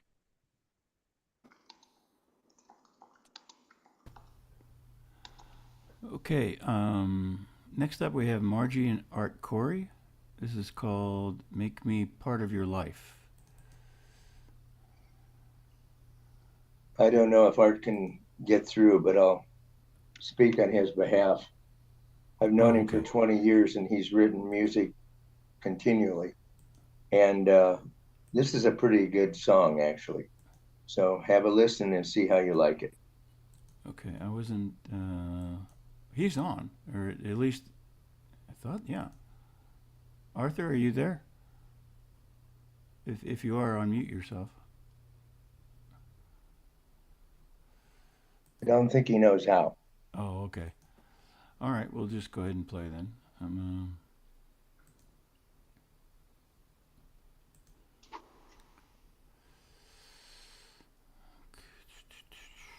It gets easier. It gets easier. There we go. It gets easier.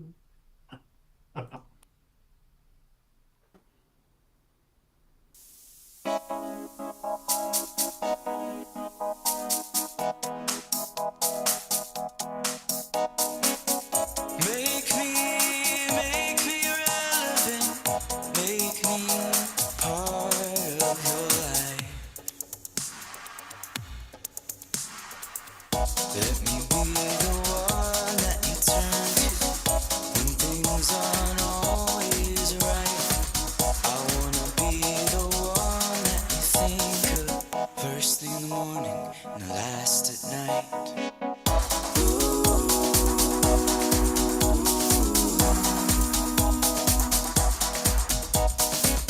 Let me be your significant other. Let me be your party too.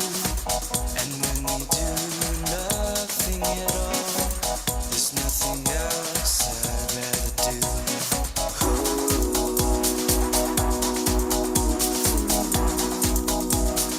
Let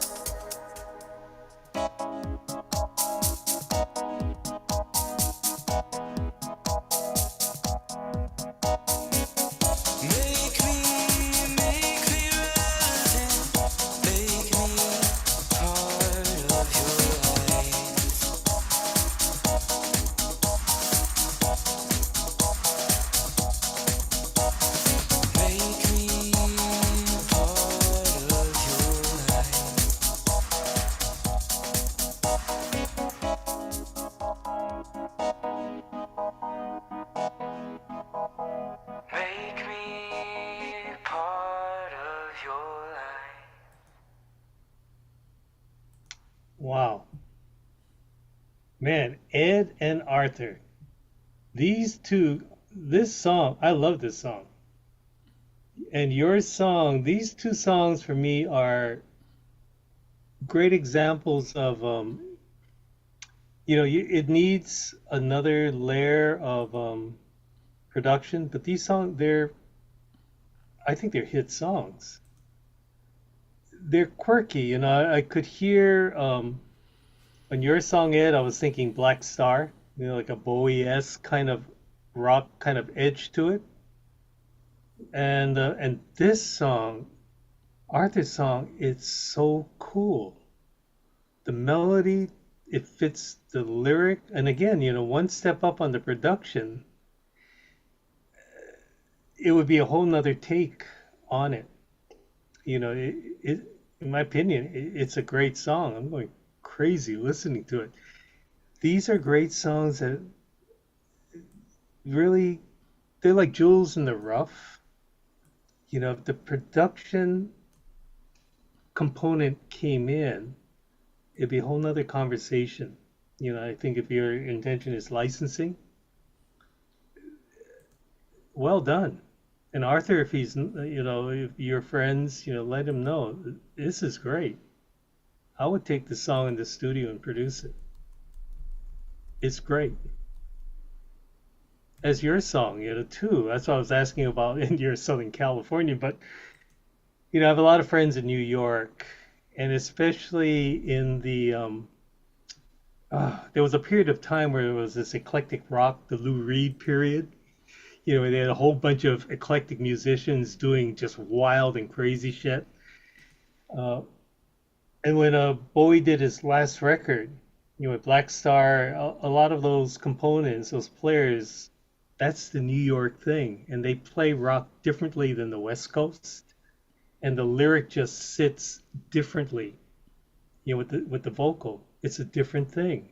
It's edgy, it's raw, it's got depth, and it's exciting. Um, and Arthur's song, this is a club smash record. It's really quirky and cool. Well, actually, well done. One of the things, because I used to produce that kind of stuff, and I've got those loops, honestly, in my Proteus. Those are being used. Those are the same loops that CNC used, in fact. So, if you listen to Everybody Dance Now, that's exactly those loops. That's one of the things that is a little bit tricky to navigate, because when you're using loops that are that identifiable, especially to producers in that genre, uh, quite often they'll say, "Well, we need to change that around because it can be dated." Um, I can say that because I've got my name on a few hit records of that nature, so I know what I'm talking about with that. But anyway, um, yeah, it does sound good, but especially in this day and age of AI, it's very easy to fall into that trap. Where you're grabbing loops and you're just throwing stuff up there. And like I was mentioning before we started, my friend just stuck some stuff in Suno, and all of a sudden, he's got songs that really do sound like hit songs. It's amazing what he's doing or what Suno is doing just with the simplest prompts. So it's something to consider. So Arthur, hopefully we'll be able to find some stuff that are a little bit different, or you can manipulate those loops a little bit so that they don't sound, exactly what they are. That's what I would recommend doing. I got a quick one for you, Jimmy. I think you might appreciate this. I'm not well versed in this electronic, what the kids call EDM. But I do have my nephew's a DJ, and he's always showing me. We both share a love of music, and we do have some overlap. And he's showing me this music, and he's got like the whole thing, the DJ equipment and the turntable thing, and he's showing me how to mix the songs together, and the way they sound like these loops, and when the beat isn't quite matched, there's this syncopation that kind of sounds, and this is the way he described it, and I thought this was hilarious, like boots in the dryer. Like if you don't get that beat right on the dot, you get that sound, and I sort of picked up that some of those loops weren't quite, you know, they weren't matched to perfection, and it does have an effect on the overall product. But I think what's there is a tremendous potential, to your point. I mean, yeah, good work. I thought the feeling of that song was there, completely there. But back to the production, the beat would come back in and out. And if you could just, fix the production a little bit, I feel like it would be a perfect song. I felt it personally. I thought it was a cool fly song, I felt. Um, but yeah, that was a great feeling that I was hearing. And I think that's what music's about, is the feeling that it gives you. Agreed. Okay. Next up, we have Moneyball Manny, and who's just speaking, and this is called Many Mo Problems. Few It's words? the song is called Out Loud. Um, that's my artist name. Oh, okay. No Oh, problems. okay. All right. As you guys can see, my last name is Guzmani. So that's like a little creative artist name I came up with. And I basically, this was actually 2022. I made this song, and it was my birthday, literally on my birthday. And me and my friends wanted to go out and enjoy ourselves, And I was talking to this girl, and yeah, you guys could listen to it. Okay. Here we go.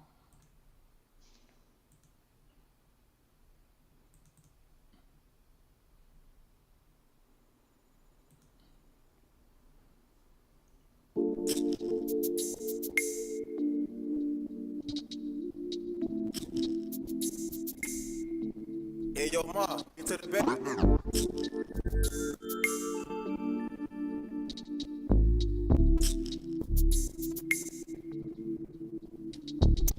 Tell me that you want me out loud, baby, out loud.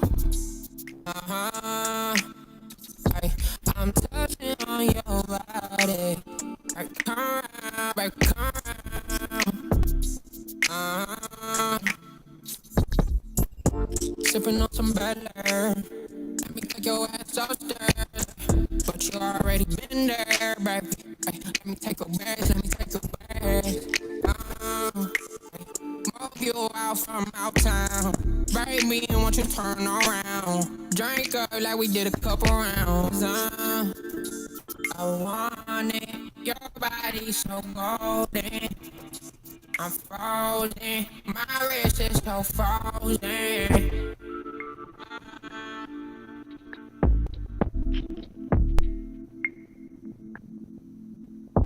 You tell me that you want me out loud, baby, out loud. Uh-huh. I'm touching on your body. Back around, back around.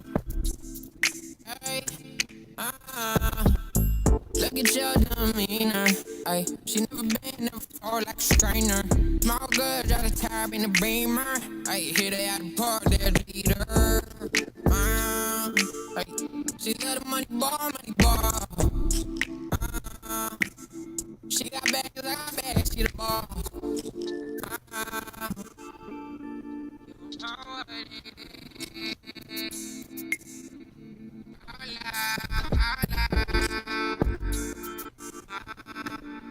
Back in the crib,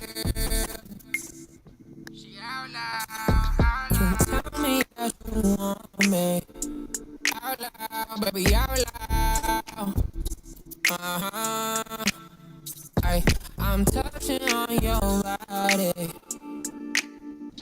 Back around, back around.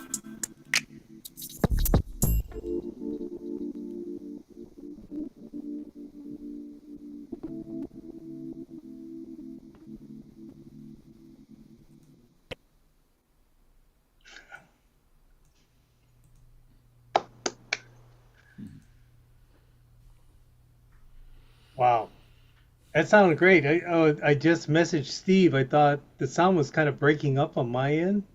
Oh, was it? Yeah, Okay. I heard that as well, but Yeah, it's okay. but in spite of that, it was still killing.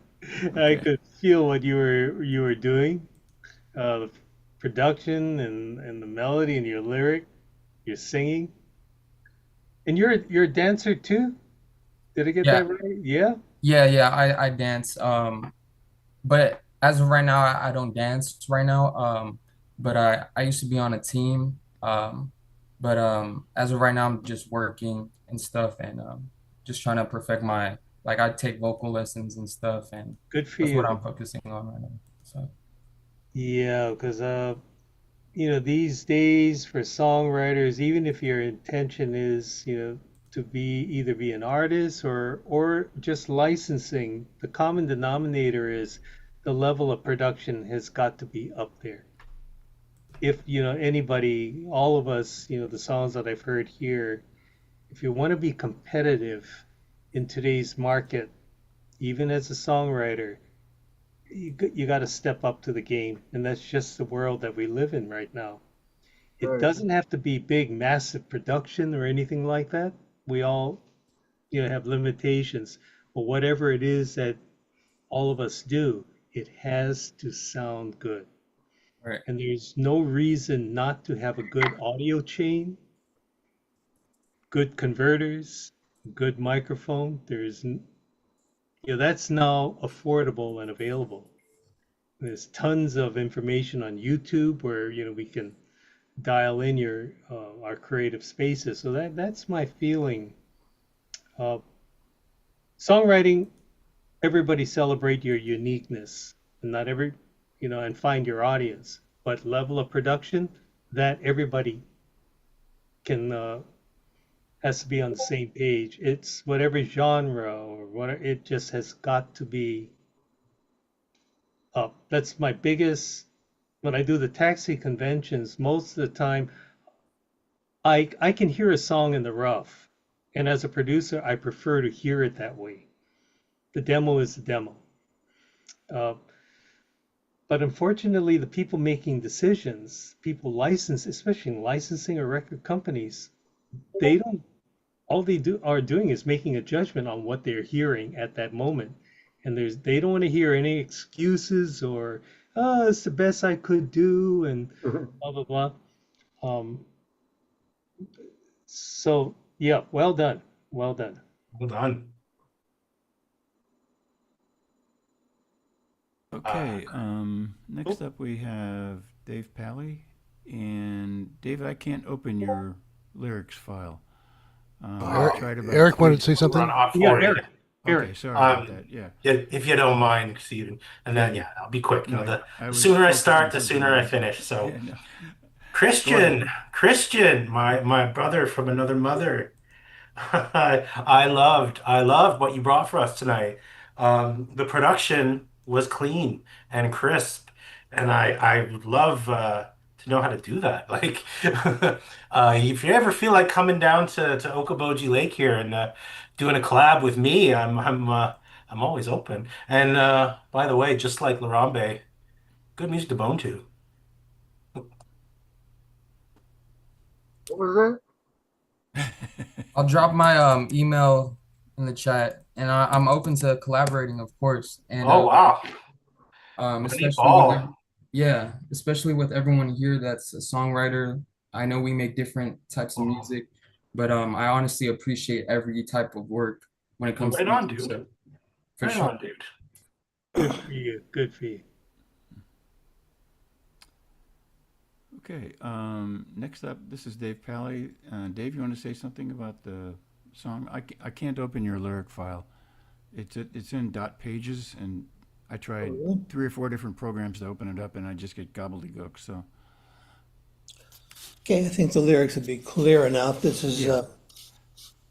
home production. I've got Jamie Yamagishi on some guitars and harmonica in there, so you'll enjoy that part of it. And this is just came to me in a simple way. It's called One Big Thought, and I thought maybe the thought would be useful to other people as well, especially older marrieds. Okay? All right. There we go.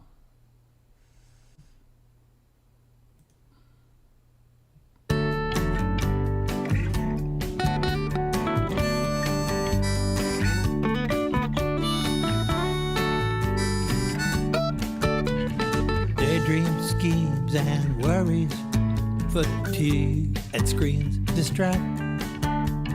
Thinking can get blurry till you don't know where you're at.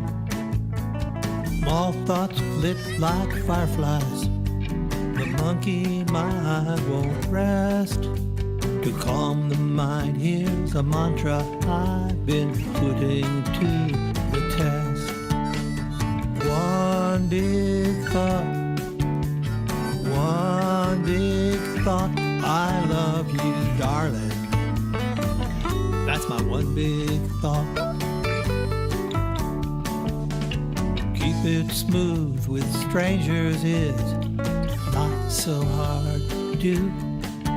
At home we get entangled. Love bumps can leave you bruised. Just to be a loving man, that's my aim in life.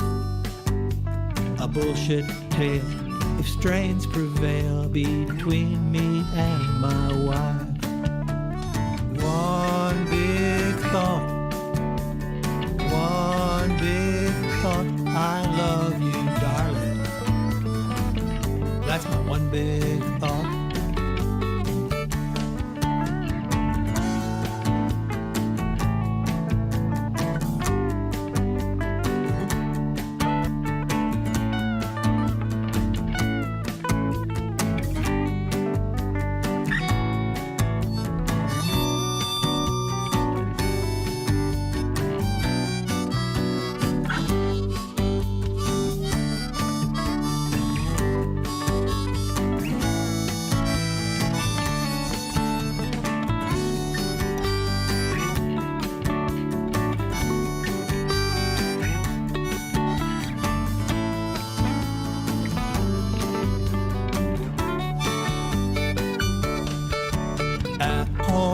Is where it matters, where theory meets fact, where love as an idea meets me and how I act.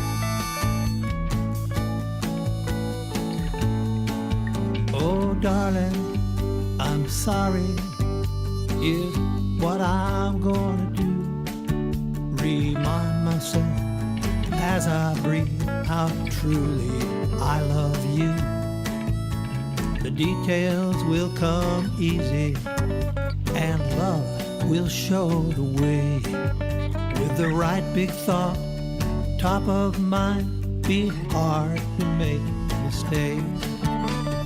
One big thought, one big thought. I love you, darling. That's my one big thought. I love you, darling. That's my one big thought.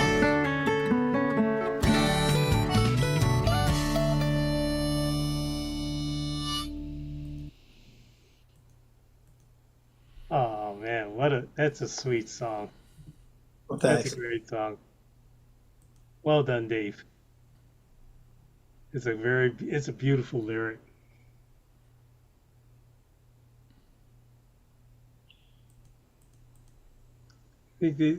So let me ask, so when you're writing your songs, where would you like to see your songs go? Is this for licensing or as an artist?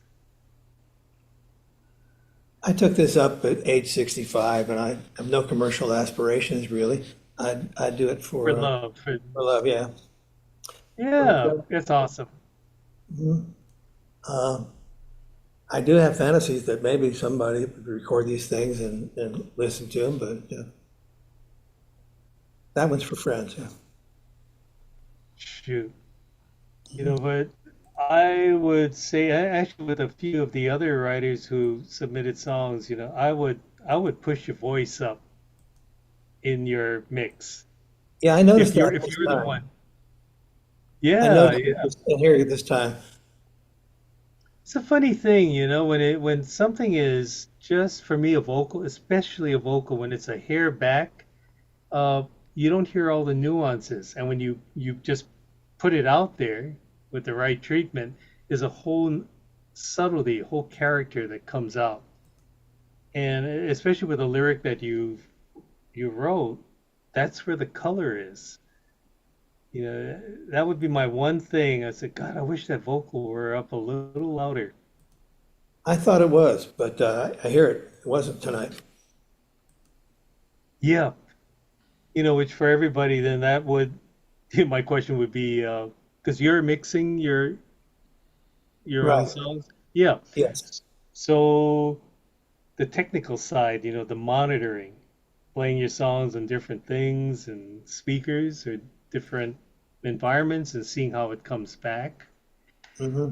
Uh, Sometimes, in our listening space could be one thing, and then you take it out into another environment, and it's something else.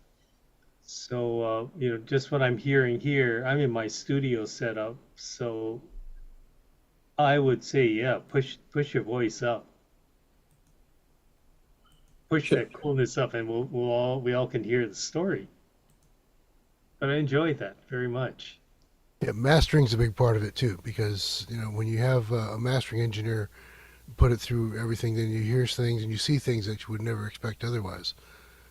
It's funny because one of the projects that I did, since again I was doing dance music, we had a track that came in from another producer, and something was weird about it.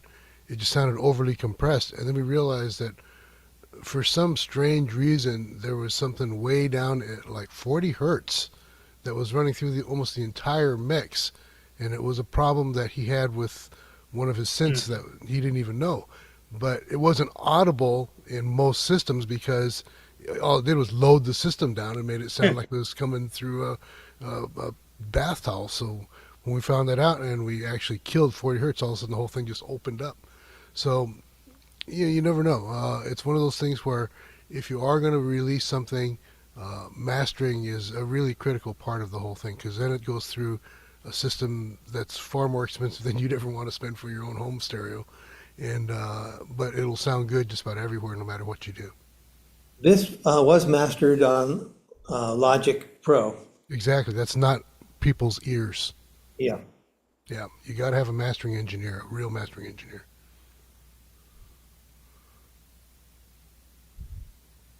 Thank you. Okay. Sure. Okay, this last one's mine. This is called Want to Be Loved. This is a song about people who take risks. And I think songwriters are some of the bravest people in the world because they take the risk of playing something that they've written all by themselves and or sometimes in collaboration, of course.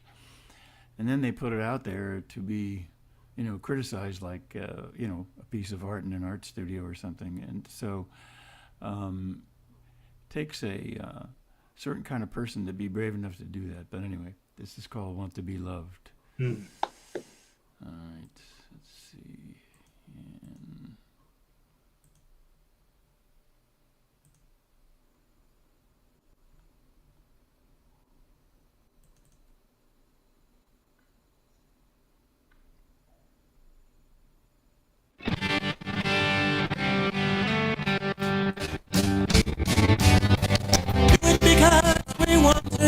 And Steve. Hey, Steve. Your original sound's not on. It's original sound. That's what it is. okay. Try it again. Hold on. I've got to.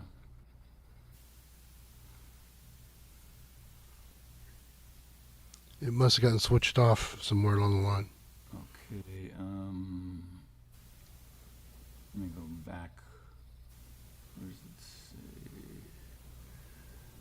Hold on here. Let me stop my sharing. Original sound for musicians on. Is that right? Yeah, it should be there now. The Zoom. Okay. All right.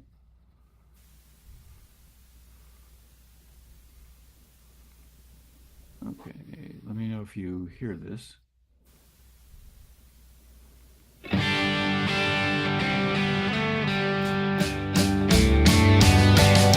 it because we want to be loved. We do what we do. We do it because we want to be loved. We do it because we want to be loved. We do what we do. We do it because we want to be loved. Looking down at your phone. Are you gonna make that call? 'Cause she hit you like a bolt of lightning. Are you gonna risk that fall? Do it because we want to be loved. We do what we do. We do it because we want to be loved. Do it because we want to be loved. We do what we do. We do it because we want to be loved.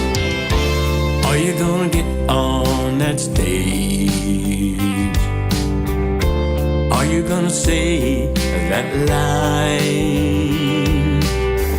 'Cause that applause was the bolt of lightning that caused your soul to shine. Do it because we want to be loved. We do what we do. We do it because we want to be loved. Do it because we want to be loved. We do what we do. We do it because we want to be loved.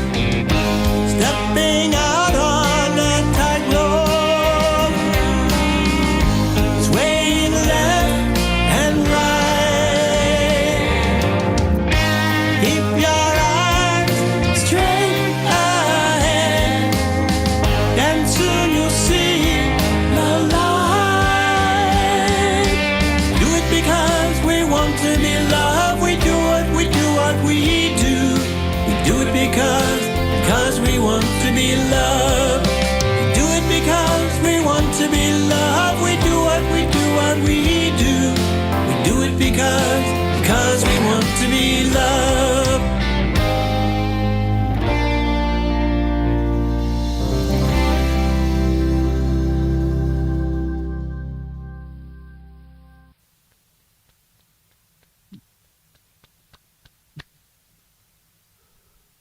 Thanks, Jimmy.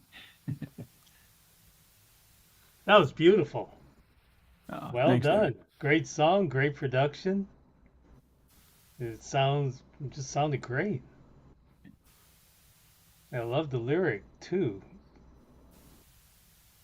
I think a lot of people would relate to that. Yeah, down deep, yes. Yeah. Oh There's God. many motivations. That's one of them. Let's put it that way. Yeah. Oh. Yeah, Well Eric's got his done. hand up again. Yeah. I do. Stephen, that's the first time I think I've ever heard some of your product. I think we've both been around the block a few times. I think I can probably talk to you on your level. I think I took a pretty big gamble coming here tonight. I'm very grateful. The way that this has all come together and to finish, I guess we're finishing on your piece there. Yes. I'll extend the invitation to you as well if you want to come over to Iowa and jam sometime. Okay. Occasionally I get to St. Louis, which is my hometown, but we'll see. You know what? Actually, when Sarah was telling me about this thing that you folks do, she showed me a clip of this open mic or jam session that you do It's in 2 weeks from tonight. Yeah, we do it in every 2 weeks. Pasadena, Yeah. and it looks like a beautiful venue to be doing that. Yes. It's outside in back of what is sort of a mini organic farm that this fellow has. Jimmy can tell you more about that. And Yeah, it's called the Urban Homestead, and it's a pretty famous organic farm that's all about teaching sustainability. So it's pretty cool. And of course, here in LA, there's a lot of different opportunities. One of the things that I do also is I volunteer at a place called Kulak's Woodshed. I'd mentioned that before. And if you go to my YouTube page, you'll see I've so far got about a third of my, well, now about a third of my songs archived there. So that's about 300 that you can listen to.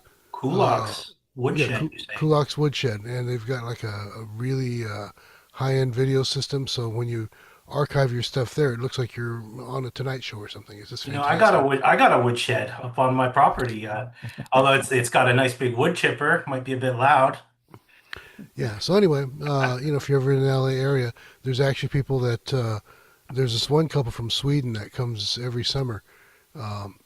They book their vacation around being able to come to Kulak's at least 2 weeks because it's amazing. The videos that we get there are just so phenomenal. So if you go to YouTube, you'll see that Kulak's Woodshed. Yeah. Thanks for having me, guys. It's Okay. been my distinct pleasure meeting all of you tonight.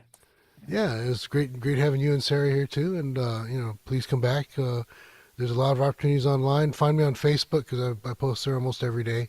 There's oddly enough several different people with your name, Eric. So I went looking for you and I said, too many of them. So you got to find me. My name's easier to find. Okay, yes, I know. There's 2 of me on Spotify right now. I'm trying to work that out. Yeah. Okay. Any other questions or comments? Anybody Don't I go missed? out behind I think the I got woodshed. everybody right. I think everybody played, right? Yeah. All right. Well, that's good. As I'd mentioned also earlier this evening, there's a lot of stuff happening with AI that is getting really crazy. If you want to take a risk at getting depressed, check out Suno, S-U-N-O, and see how that works for you because it is pretty amazing what AI can do nowadays. But at the same time, there's one thing that AI cannot do, and that is have a backstory. And that's a very important part of who we are and what we do. As Derek was talking about in the beginning, and as a couple of songs mentioned too, it's about the humanity of who we are and what we do and the direction that we take because of who we are as human beings. So the songs can be outrageously fantastic, like hit records coming right out of the box, literally. But they don't have that backstory and they don't have that human connection. And that's what we're all about, and that's what we can make happen. Yeah, for we've all got a backstory, don't we? Oh yeah. Yeah. Oh yeah. This is true.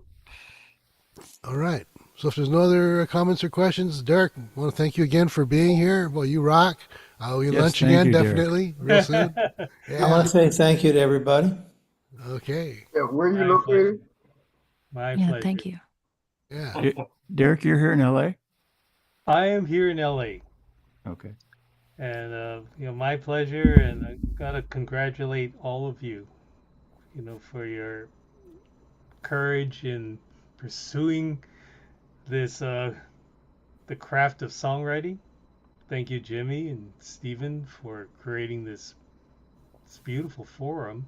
Denise has her hand up. I do. And the only one says this one place where I pitch my songs to is a sync thing. They are absolutely adamant about no AI. Adamant. They cannot license anything Oh yeah. with even an inkling, whether it's lyrics, whether it's song, production, anything. In fact, now pretty much when you pitch, you have to attest no AI. Yeah, good. Buddy was telling me That will that change. That will there's an change. algorithm that they've developed that can detect even the minuscule presence of AI in a song. Yeah, So that's if you send it straight out there. But if you take the AI thing and you cover it yourself with slightly different instrumentation, it's pretty much undetectable. So I heard otherwise. When it that's gets what I've heard into too. film, That's what I've heard. But they I've can actually detect it. I have pitched it, and Yeah. and the guys couldn't tell, the algorithms and the software that was supposed to detect didn't detect it. So Oh, good. What are you referring to, Jimmy? Suno, if you follow Fernando Perdomo recently has posted a couple of really, really great things where he just did a quarter of a song into Suno Oh, with yeah. just him and an acoustic guitar, and then it came out a full-on production with its own bridge, and the bridge was great too. So it was pretty shocking to see how that could really go. You know, AI has changed a lot of things, and it keeps improving because it keeps learning. And so one of the things that Rick Beato did, in fact, Rick Beato put something out there. He did the same sort of a thing, and it was really good. So I covered it on acoustic guitar, and yeah, the lyrics the same as what was you know the AI came up with, and I sent it to one of my friends who says he's got that uh, detection software because he's a music guy or a film guy, Oh, and I said, "Here, check this out," and he goes, "Wow, great job, Jimmy! That's a great song. Did you write that?" I said, "No, this is AI wrote it." And he said, "Well, how can that be? Because my software would have detected it." I says, "Well, guess your software can't detect it." So yeah.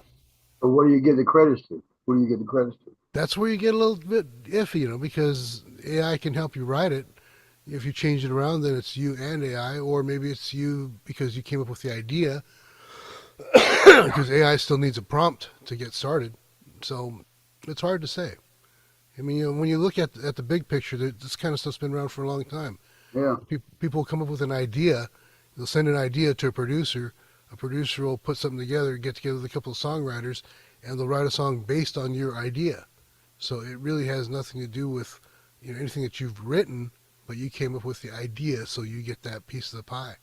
Yeah. Or like they say in Nashville. AI doesn't need royalties, right? Yeah, it doesn't need royalties, but it's like they say in Nashville, write a word, get a third. So yeah. What about Band in a Box? Is that considered AI? Yeah, kind of, but it's not AI because band in a box is a little bit different. You have to uh, get those loops and put them together. AI does it all for you. So, you don't have to even grab like this section and then this section, this is like we were talking about previously with the one song where I recognized the loops right away. You came out of an old Proteus box because I've got that Proteus box. So I know that it wasn't something that somebody wrote. It's just a box, and it's that sound, it's that groove, everything about it. Um, so right away, but somebody had to get that loop and paste it together, which is another interesting thing too, because if you were listening to that song, you notice that there's a couple places where the loop faded out, and that's because whoever was using that loop did not know how to paste it together properly, more than likely. So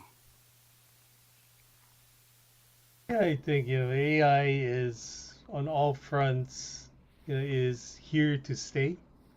Right. And, the machine, the people that are developing it, I think are probably of the main mindset and financial background that started like a Meta. And it's just one industry passing on to another. But I think as songwriters, I know for myself, it's more, I'm digging in more into the human aspect of music, working with great musicians That's right. and creating the way I hear it. I'm not going to talk down AI, but it's not my wheelhouse. And I'm sure that I will incorporate it in some way in life, uh, but I'm conscious that I don't want to become part of the problem, which is, Hmm. what destroyed our middle class, made it non-existent. AI is now coming in and pretty much will take away the little bits of money that the majority of people around the world uh, You know, need. They're living off that. And now these, the people who are on the top really don't care. They're going to be fine. Derek, I like to think of myself as a conscious type person, and I always thought it was a crime, that you would deprive yourself of the opportunity to collaborate and to actually meet another artist, like I did with Sarah, Yeah. who can bring something authentic with a backstory into the mix, and that's where the beauty is. I think it's the cleanest, best pleasure in the world to have a beautiful community around you to collaborate, a community of creatives who Absolutely. are natives in their craft, right? And yeah, it's just I'm with you all the way on what you think about AI. Well, for me, I love, I got into music to be around people. That's, with bands and being in studios around. And it got lonely when production shifted to home spaces. Uh, but I enjoy working with people. Yeah, yeah, and I'm gonna continue doing that. Right on. I think a lot depends on the genre also. Yeah. And then Not like a, if you're doing a jazz yeah. tune and you say, "Boy, I wish I had Miles Davis solo right here." You Hmm. can do that with AI because AI knows every Miles Davis solo, You and it can't can say take that. Miles. You can't say Miles Davis. You can't say Miles. Well, you could tell AI to put in Miles Davis there, Yeah. and you don't have to mention that it's Miles Davis because it's not necessarily samples. It's everything that you know. Kino doesn't want you to use names like that. Well, you don't have to tell the studio. You don't have to put it on your thing. It's just, yeah, somebody played a Miles Davis lick in here, so or For Miles me, the Davis like fun, lick. if I can pipe in, the fun for me is finding the new Miles Davis, the young kid, and There giving you them go. a platform to play and interact and create. Uh, And you're like a producer. You're going to think like that. and I know a bunch. Everybody's That's the not. thing. Everybody's not a producer. You know. Yep, and I could care less. This is the way I mean, everybody's going to do what they want to do, and it feels good to them, and that's Exactly. great.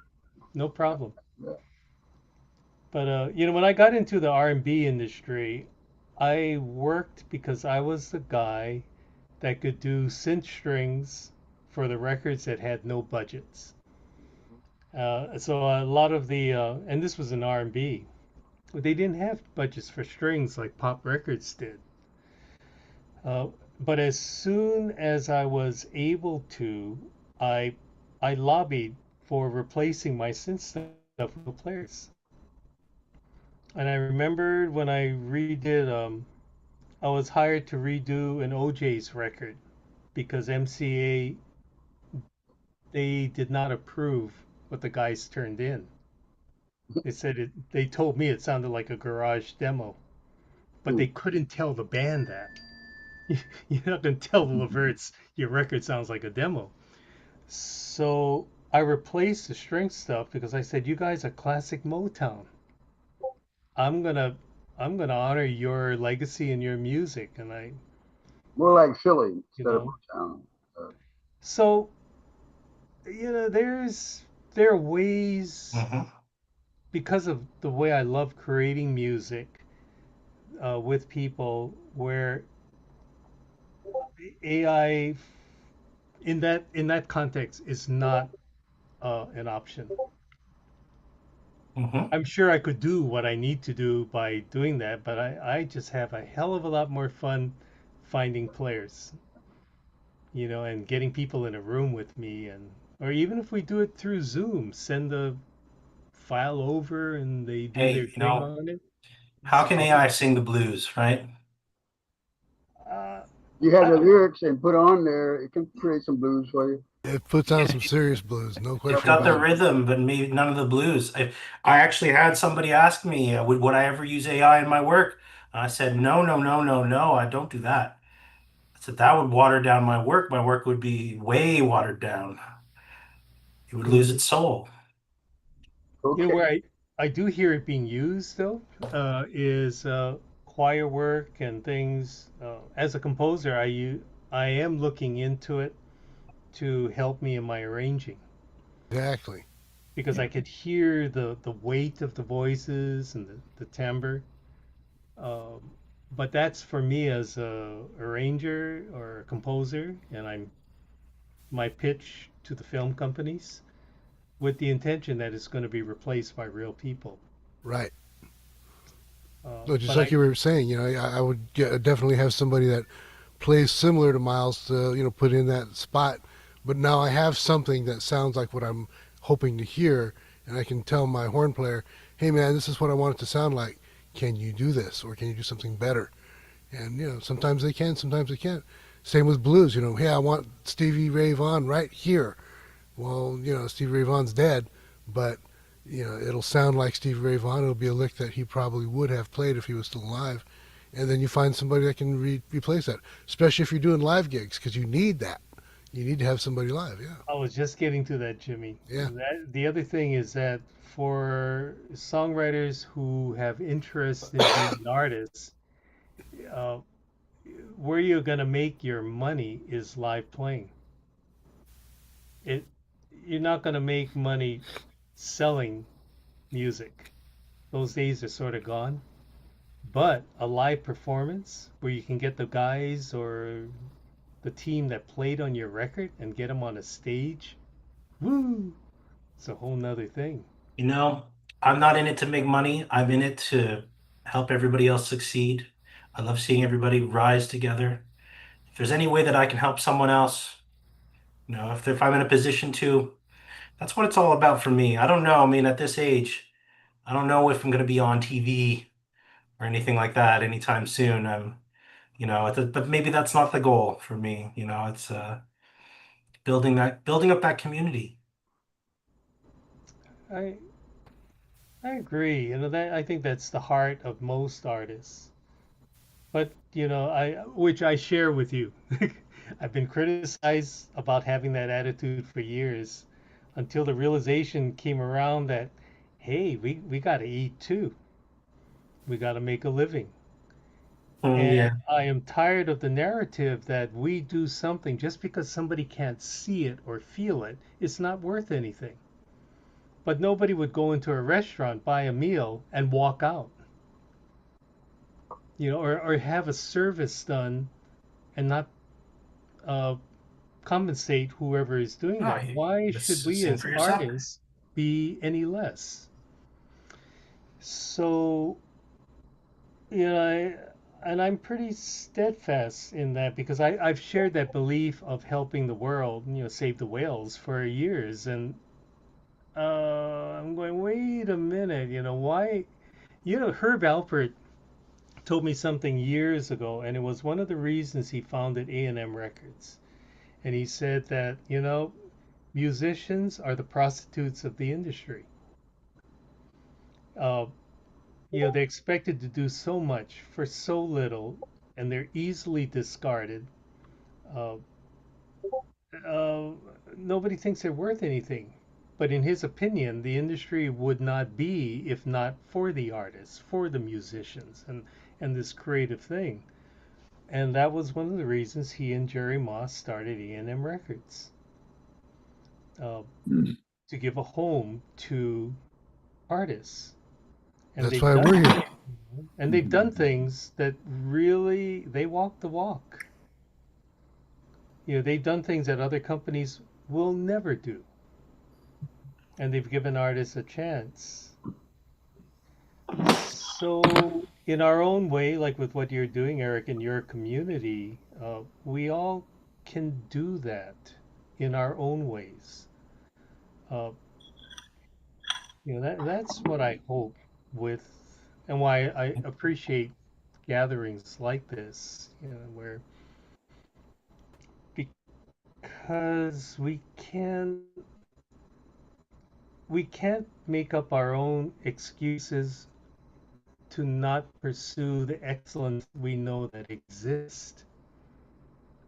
That because it's out there, the technology. It doesn't mean that we're going to get like for me, I'm going to score an A film, a B film. Could happen, but that's not my may not be a trajectory for me. But I'm having a really good time writing music for documentaries, which are telling stories that mean a lot to me, and working with directors who are so committed to the films that they're making. I love that. I love that team. So we find our own niche, and and they compensate everybody. If somebody's going to contribute to the project, they're going to get paid uh, because they're changing their mindset. the narrative that we've been fed, that has said contrary for so long. So yeah, I've done records, with synth things or with samples in place of, because people Right. could save money, Yep. or it was an easy way out. But the records that have stood the test of time definitely were not created that way. And that's the community that I choose to be a part of. And for me, you know. Well, guys, I'm 1 hour. I'm 1 hour ahead of you folks, I think, and Oh God. it's getting a bit late to be crawling around these parts, isn't it? So might have to take leave of you fine folks. It was wonderful meeting all of you. Um, I hope the invitation is open that I can perhaps take part again. There's more where that came from in terms of beautiful songs, and I would love to hear more of your beautiful songs. And yeah, I'm gonna have to bounce, but Yeah. Take Well, we're care. pretty much nearing the end. Yeah, it's Yeah, gone. and we're always here every Okay. first Wednesday here on Zoom. Our next guest speaker, if it's the same guy that I'm hoping, he owns a couple of radio stations actually. He was a radio personality back in the 70s, I think, and he also happens to be Steve's cousin. So, Yay! yeah, so it'll be a whole lot of fun. He's Brick been and our mortar. guest before. Brick and mortar. No, Yes, we're stories. always on Zoom. Yeah, the radio station. Will this link always work? Same link? No, we always get a new link because we're trying to avoid spammers. So Okay, gotcha. did you say scammers or spammers? yeah, a little of both. A little of both. Oh, yeah, that's one to avoid. Oh yeah, and of course that's fodder for good songwriting too. So Wow, they don't know what they're missing. You know that? Okay. yeah, okay, guys. So once again, thank you very much, Steve. Steve, you rock, and Derek, you rock. That was amazing. And hopefully we'll see all you guys later on, and we'll see you guys in 2 weeks if you're in town, and if not, then next month. All All right. right. Take All care. right, ladies and Thank gentlemen. you, everybody. Have a good night. You Be too. blessed, Steve.